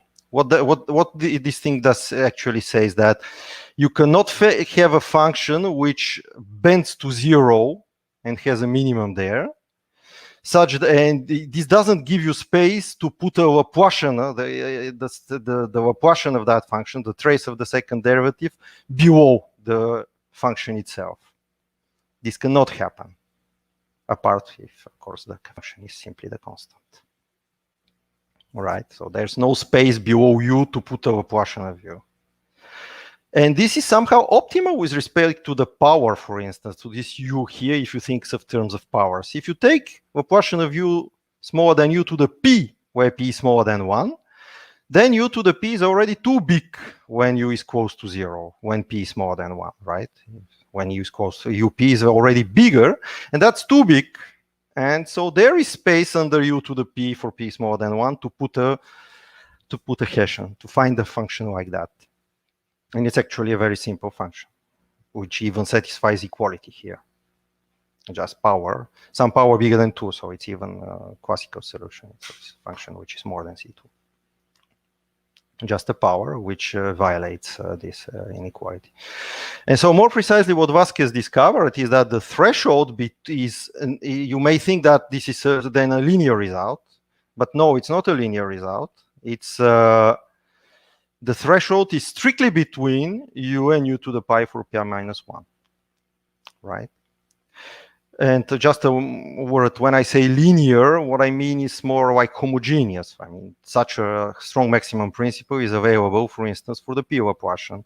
If you can put a p Laplacian instead of the Laplacian here, and u to the pi to the right, or more exactly u to the pi minus modulus of u to pi minus 1 times u, it would still be true. So it's actually more about the homogeneity than just linearity. But the point of the Vázquez result is it's not a homogeneous thing. It's, you can go a bit beyond the homogeneity in the, for instance, here the homogeneity is 1. And actually, you can go a little bit further than homogeneous equation. Okay, so specifically, the Vázquez result says that says the following. So, thinking of the equation of Laplacian of u smaller than f of u, you have a strong maximum principle if that function here f of u is such that 1 over square root of its primitive is non-integrable at 0. Of course, if little f of u is u, then this thing, or square root of big F, is also u. And so this is ds over s here. And of course, it's not integrable. But you can go a little bit further. Of course, if you take f of some power smaller than 1, this will already be a convergent integral, so it will deviolate. And the main example, the one that actually may appear in applications in general, is that you can have a little f here, which is like s log s to a power up to 2, right? So this is where is the threshold of, for that function is primitive being non-integrable at 0. Yeah, so that's Vázquez result, and assuming that f is a non-decreasing function and continuous, say, with 0 at 0. Right. So essentially, we say here that the derivative of this little f can blow up no more than log of s to the square at 0. It's non-Lipschitz, but the derivative is no worse than log square. Well, that condition, just for those an observation, it reminds of the so-called, and it's in a way related to a Keller-Osserman condition of existence of entire solutions, where the integral, however, is taken at infinity instead of 0. Okay. So now, well, there's been a really huge amount of work on extending the Vázquez maximum principle to weak solutions and very general, really very general quasi-linear, fully nonlinear, singular degenerate elliptic operators. In particular, fundamental reference is a book by Patrizia, Pucci, and James Serrin, who have worked a lot on this kind of problem, also in collaboration with Hengizu. That book, The Maximum Principle, which is also nowadays becoming a reference on the maximum principle. And there it's considered a very general form divergence form operators, also of Laplacian type. In particular, they show that the integral condition, the Vázquez integral condition, is actually also a necessary condition. Also, that f can be non-decreasing, not necessarily everywhere, but just in a right neighborhood of 0. And even that can be removed in such cases. There's been research on such problems too. Fully nonlinear operators were considered essentially in that paper by Patrizia, Marcel Montenegro, and Quas in 2009. We also had some work with Fermat and Quas a little bit later related to that. I mean, this is just, it's impossible to quote all papers. This is really some overview, and many references can be found in these works. What's essential to here is that all these works require operators which have bounded coefficients, right? Because of the method of proof. The method of proofs in all these works is a generalization of the classical proof of the strong maximum principle, which I'm going to recall now. In any case, it seems to work only if coefficients are bounded. Let's say this, the first operator I quote, it needs to have bounded coefficients to that proof to apply. So what's the classical proof of the strong maximum principle, which essentially is seen in introductory course on PDEs, is the following. Well, we start by proving a weak maximum and comparison principle for the operator. We say coercive dependence in some sense. For instance, the zero order coefficient is negative, say. Then that's an essential step. One constructs a radial subsolution in an annulus with values 0 and some positive number, say 1. And the thing is that one manages to construct such a radial subsolution with normal derivative which does not vanish on the boundary of the annulus. This is enough. This one and two are enough to deduce the Hopf lemma, because the radial subsolution is below the super solution, so the super solution has a higher normal derivative than the subsolution, and since the normal derivative of the subsolution does not vanish, the normal derivative of the super solution does not vanish either, and so Hopf lemma holds. And then once the Hopf lemma is true, one can prove this SMP by contradiction, because if the function does not vanish, you can touch the set where it vanishes from outside, staying in the set where it does not vanish. And it's impossible, because at the point of a minimum, the gradient has to be 0, but the Hopf lemma will tell you it's not. So that's there's some sort of connectedness argument to be used here. So an essential step is 2 here. And that's where the Vázquez integral condition should appears. In that step, essentially, this radial subsolution is proved by is constructed by solving an ODE, which the radial ODE which corresponds to our problem. And so that works if we have essentially constant or maybe radial coefficients of the operator. For instance, let's say for the operator of a portion of u plus b x du, we look for a radial solution of this equation with constant coefficients. And the point here is that b has to be bounded to be able to write that thing over here. And just to imagine where the Vázquez condition, the integral condition comes in, is that when you solve the boundary value problem for the radial solutions of this thing here, it will turn out that the derivative of that radial thing will not vanish on the boundary, or if and only if the Vázquez integral condition holds. Right. So that's where it appears. Well, and this ODE approach does not seem to work if coefficients are unbounded. For instance, here, if b is an unbounded function, there's no subsolution to be constructed like that. Okay.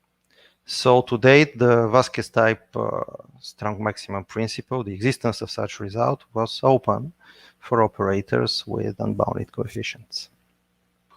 And that's what we settle, not completely, but in a sense, almost for the applications, with Philippe Souplé in a recent work, where we prove that if the nonlinearity is as in the main example, here is the result. So if we have a super solution and f is such that it does not bow, its derivative does not bow worse than log square at 0. So we have lib sup of fs over s log s square is bounded at 0. Then the strong maximum principle holds. I've written it here in the most general form because you may not be continuous in the H1 situation. So if you have a function such that it has an S-inf in somewhere, in some both A, then it is necessarily 0. Of course, if U is continuous, this just means U is 0 at one point. Right. So actually, this is a strong maximum principle for nonlinearities which are non-Lipschitz in the situation where the derivative of that f is no worse than log s to the square in at 0. Okay. So let me, before discussing this result, let me show you an application of that. Actually, that's how I became aware of the existence of this open problem.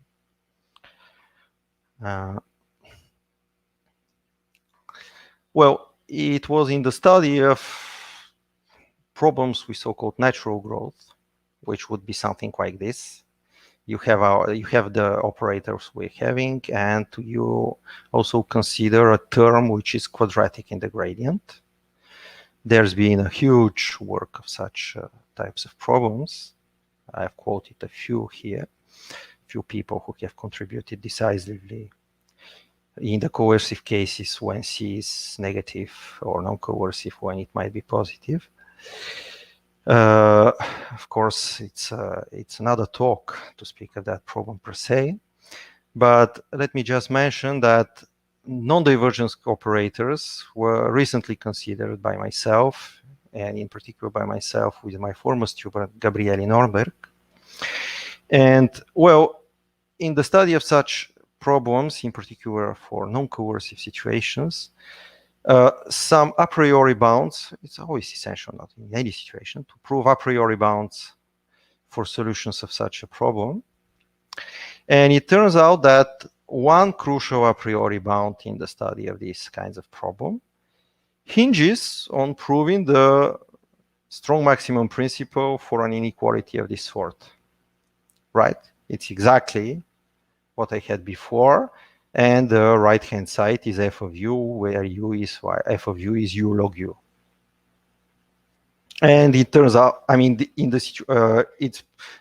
these a priori bounds can be proved in the divergence case by different methods, but for non-divergence equations, we do not know of any other way but use the strong maximum principle of Vázquez type for such an equation. And so since we didn't know how to prove at the time such a result for unbounded coefficients, all our work, which I'm quoting here, it had to be restricted to operators with bounded coefficients because of the unavailability of Vázquez type strong maximum principle for operators with unbounded coefficients. The previous theorem, which of course covers this u log u here, it's even u log u square, then now actually extends all these results automatically to the natural framework of operators that have unbounded Lebesgue integrable in the sense that I gave in the beginning when I was describing the setting, and essentially closes up this sort of open question on the solvability of that. Of course, there are many others, but this paper can be extended instantly to operators with the natural integrability, not just bounded.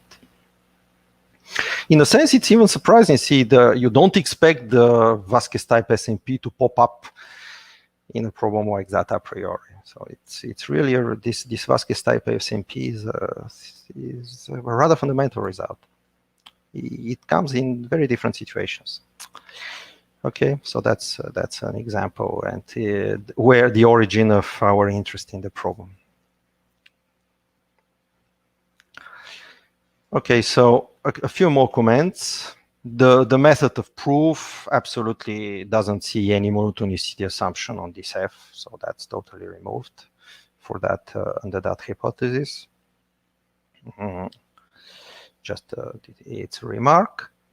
And now an open problem is that, well, is it true that if you take an operator with unbounded coefficients, then the strong maximum principle is still true under the Vázquez integral hypothesis? That is, if can we replace this by the more general hypothesis that the integral of 1 over square root of the primitive of f is divergent at 0?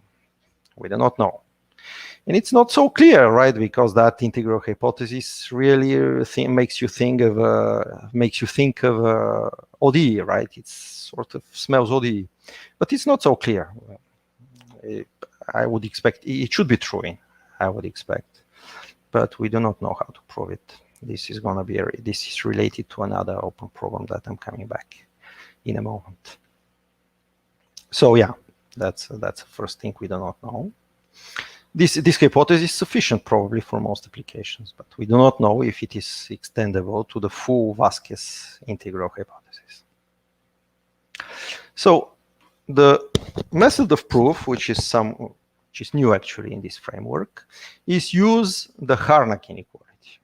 Okay, the Harnakin inequality is absolutely fundamental result in elliptic and parabolic PDEs. There would be no theory of elliptic and parabolic PDEs as we know it today if there was not the Harnakin inequality. I mean, I'm assuming everybody knows what it says. And the point is that it can be applied in a right way to such problems if we are able to optimize the constant in the Harnakin inequality with respect to the domain, and in particular for this problem of the norms of the coefficients of the first and zero order coefficients of our operator. And I'm going to show you how this is optimized. Right, so that's essentially what the proof is based on. Of course, there's work to be done, but the main ingredient is the Harnakin inequality, or more exactly the weak Harnakin inequality, indeed, in which we optimize the constant with respect to the domain, or size of the domain in a sense, and the norms of the coefficient of the operator. So what's the weak Harnakin inequality? The weak Harnakin inequality, let's recall, says the following. If we have a positive supersolution of our operator in some, say, ball radius BR minus 1 here I've taken, then in a compact subset of BR minus 1, say BR, we can say that for some epsilon norm is controlled by a constant times the minimum of the function u in this compact subset, say BR here. And here epsilon is some constant which is positive and depends on the dimension and the ellipticity constants of the operator. Actually, if the operator is in divergence form, it depends only on n. We know what it is. It is essentially n over n minus 2. It is unknown for divergence form operators. And C depends on NP, Q, P and Q were the Lebesgue spaces where the coefficients Y, the ellipticity constants and norms of B and C and R. And actually the point is optimizing this C with respect to this B and C, B and Q, C and P and R. And still it is to be defined what I'm saying by norming of B and LQ, C and LP.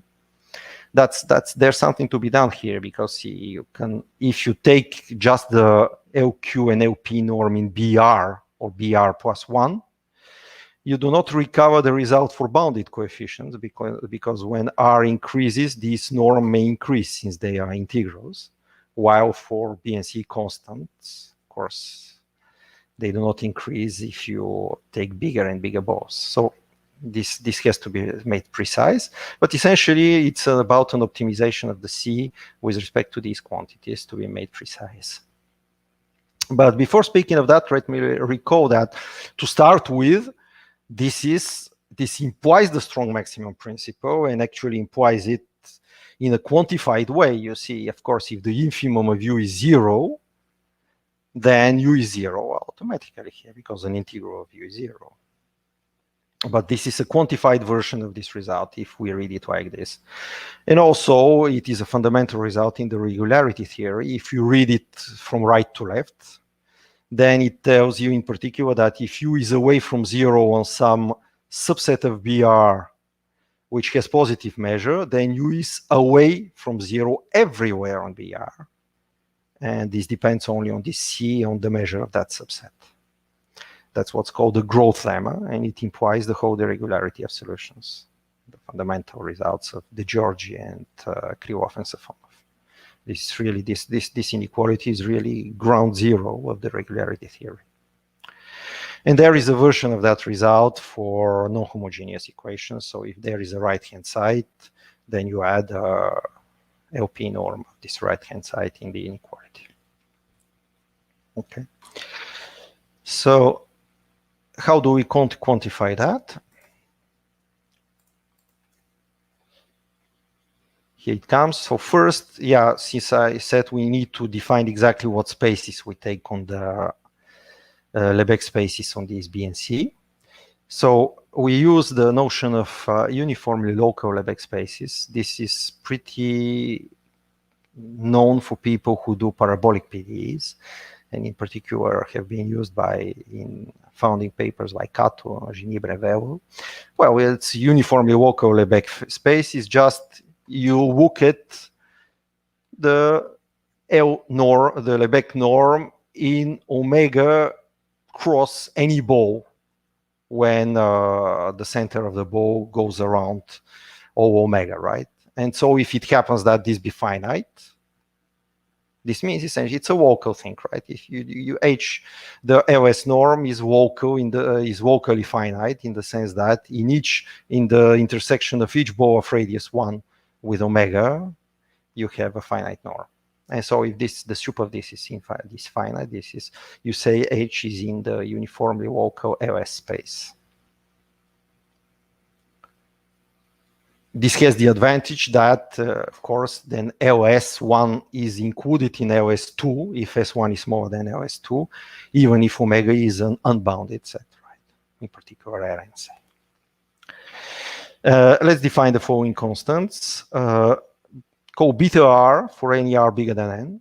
Beta r is 1 over 1 minus n over r, and gamma r is 1 over 2 minus n over r. And in particular, if r is infinity, beta is 1, and gamma is 1/2. And set the following constant, a, which is precisely 1 plus, to avoid them being small, but essentially, which is b, the uniformly local LQ norm of b to power beta q. This power is 1 if q is infinity. Of course, L infinity UL is L infinity, right? And plus c to power gamma p, or square root of c if p is infinity. And then the optimal constant in the Harnakin inequality is of the form exponential of a constant which depends only on the ellipticity and n, times a times r. This inequality here, right? This C is the optimal expression of this C is exponential of a times r, or r times a, depending as you see it. And it's, I mean, even for ODE, it's immediate that it's really optimal. For instance, take this ODE, and you see that in the solution appears exponential of r times b times square root of c. So it's really optimal. The point is that this is really true for any operator in any dimension with any coefficients. So that's once this is established. Okay, there's some tricky work to be done to prove the Vázquez maximum principle with our hypothesis, which I'm not going to bother you with. But it's very difficult. It's actually simple to get a sniff why it holds. So, okay, let's forget the C0. Let's forget the R. Let's just think of this A. Let's take B equal to 0. Let's take P equal to infinity. Let's suppose it is And then here it appears, this A is essentially y square root of C, right? Of course, we cannot just do that, but let's think of this thing as exponential of square root of the coefficient C. And let's go back to the weak Harnakin inequality and think of this C the constant here as exponential of square root of the C coefficient, the zero order coefficient. Well, imagine that there is now f of u here, which is like log of 1 over u to the square times u. So what is the order of this thing here? When u vanishes, this is u, and this c is like exponential of, and we are going to see the c of x as this log u to the square. Of course, we cannot do it because it's not bounded, but let's imagine it so. So we are having u times exponential of square root of log of 1 over u to the square, which is exponential of log of 1 over u, which is 1 over u. So this thing here behaves like u over u. And you still have some latitude to play with the radii and do rescalings. And essentially, you can make this as small as you want. So this means this has to be 0. And so u is 0. That's the idea of the proof of the Vázquez type maximum principle using the weak Harnakin inequality once the constant is optimized. Well, there's some work to be done, but the essential idea is there. Okay, so that's how it is essentially the idea of the proof of the theorem over here. And we really need for that f of s over s be like log of 1 over s to the square, right? Because that's what appears when you use this optimized Harnakin constant. Well, a second open problem. And well, so the proof of the SMP is how for the nonlinear operator, we prove the SMP by using the weak Harnakin inequality with an optimized constant for the linear equation L of u smaller than something. That's how it goes, essentially. And a very natural question would be then, but okay, maybe this f of u can be seen as part of the operator, and there should be a Harnakin inequality for this nonlinear and non-homogeneous operator.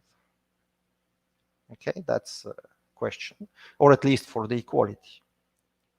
It's a difficult question, and it's actually been answered in a particular case by Vesa Julin from Finland, who did prove in the very particular case of a divergence form operator and no first order, no zero order terms. And then he proves precisely that this nonlinear function of supu and infu is uniformly bounded by something which does not depend on f, does not depend on anything, it's just on the ellipticity and the dimension. This is a quantification of the Harnakin inequality, right? Of course, if here the infimum is 0, if the integral is divergent and 0, this cannot happen except if u is 0, right? Except if the sup is 0 too. So it's a quantification of the Harnakin. It's a strong quantification of the Harnakin inequalities for the non-homogeneous equations. The proof is difficult, uses the divergence structure, uses the de Benedetto-Trudinger approach, and writes also on ODEs for the volumes of the level sets of the solution. And the existence of something like this is completely open for other second-order operators, say Pucci, and also for operators with lower order coefficients. My guess is that something like this should be provable, maybe not necessarily as in integral form, maybe some function of supu and infu under a hypothesis like ours, where f of u is like has a derivative which is log to the square, by a direct iteration of Krylov-Safonov Caffarelli type. They are specialists here, maybe. Maybe that should be possible, but it's totally open. It's really ground zero of the regularity theory again, and proving Harnakin inequality for a non-homogeneous operators where the non-homogeneity is of type u log u. So that's another open problem I would like to make. And I realize that actually my time is getting to its end. So I'm not going to have a lot of time to speak of the other result we consider, the Landis conjecture. But let me just tell you what is the Landis conjecture. I guess people would be frustrated if I really stopped here. So here's the question. It's an incredibly simple question asked by two big names of the Soviet school in qualitative properties of solutions of PDEs, known as the Landis conjecture. I don't know if you know who Landis is, actually. Evgeny Landis is a Soviet mathematician who was interested in regularity theory and who was actually a precursor, in a sense, to the result of Krylov and Safonov. And here's the question. Take that super simple linear equation in, say, an exterior domain with bounded C. Of course, C does not have a sign, right? And you take solutions of this, and is it possible that they decay super exponentially at infinity? That is it true that for some big C, which depends only on this coefficient, if U decays more quickly than exponential to minus Cx, then U is 0? Super simple question. And still open, actually. More than 30 years later, and a lot of work on that, it's in general quite open. Such a simple thing.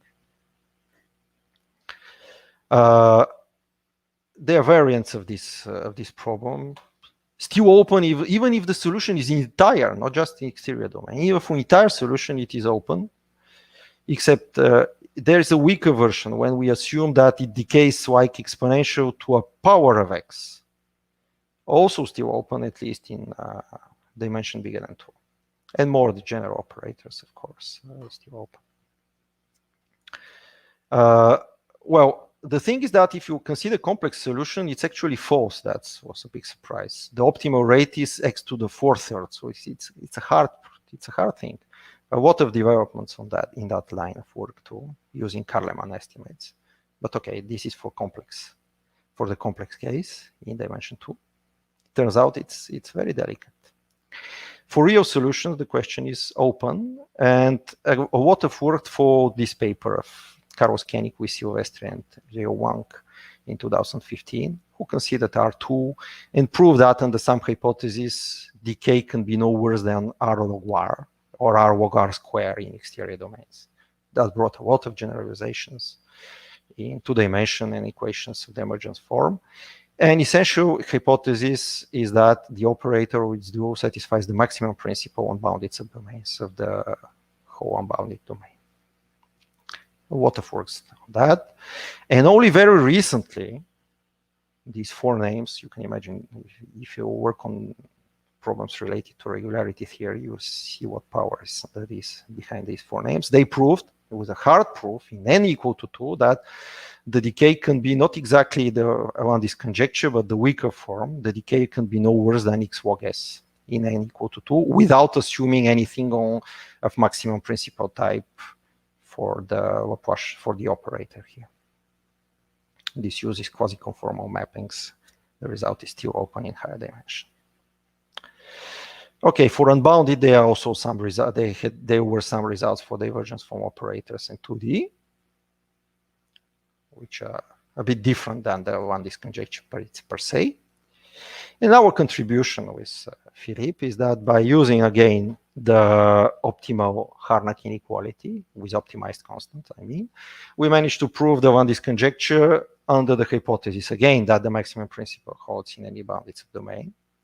That's a strong hypothesis, but essentially apart from that paper I just quoted, this preprint, there are no other results at all without that hypothesis. We really don't know what to do without it. For general unbounded Orr coefficients, which are just uniformly locally integrable, and bounded coefficients are a very particular case.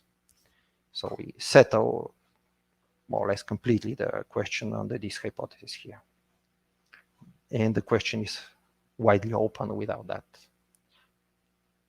This is the exact result, but essentially it says that we even give an explicit expression of the decay, exponential decay, in terms of the coefficients and their uniformly well-coded norms to have the Landis conjecture. So to conclude, we have a new approach which unifies the treatment of two classical problems which have never been connected before. And it has some advantages. That first, it essentially gives answers for operators with even locally unbounded coefficients in a number of situations where all previous results required bounded ingredients. It extends many results on the Landis conjecture, even for bounded coefficients. In particular, for fully nonlinear equations, there were no previous results at all for that question. And treats simultaneously equations in divergence and non-divergence form because it's based on the Harnakin inequality and it's available for both types of equations. It actually proves pretty short. And the methods based on the weak and full Harnakin inequalities with optimized constants.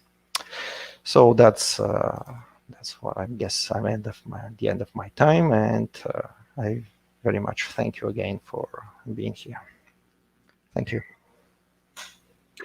Thank you, Boyan, for the excellent talk. Indeed, another aula. Very nice. And let me see if there are some questions. I guess it's very difficult to ask questions by writing. Yes. Writing question is not an easy thing on a math talk, right? Maybe. But so, I don't know, I think that there is no question. Let me see in all of my... Okay, there is a question here. Let me see. Ayaki. Okay. In your theorem, on this maximum principle, and here we go. I don't understand the question, you know. Vanishing on both for sets of positive measure instead. The theorem says that if we vanish just at one point, then we vanish everywhere. So what do you mean by sets of positive measure here? I don't understand. Okay. Maybe because I don't know, but maybe there was something I did not. The strong maximum principle says if we vanish at one point, we vanish everywhere. Right. So what is vanishing on both for sets of positive measure? Maybe we should take it on a private chat because with because it's gonna be hard to keep right. So Boyan, thank you again for the participation in the seminar. Thank you again. Very nice to have you here. We appreciate very much your presence here. Thank you. Okay. Thank you. Bye. Bye. And now we will stop. More or less, I think that almost to a break of almost a couple of hours. We will be back and 1:30 p.m. São Paulo local time, and all of you now in the audience is invited to be back for the next two sections. Okay, bye. Thank you.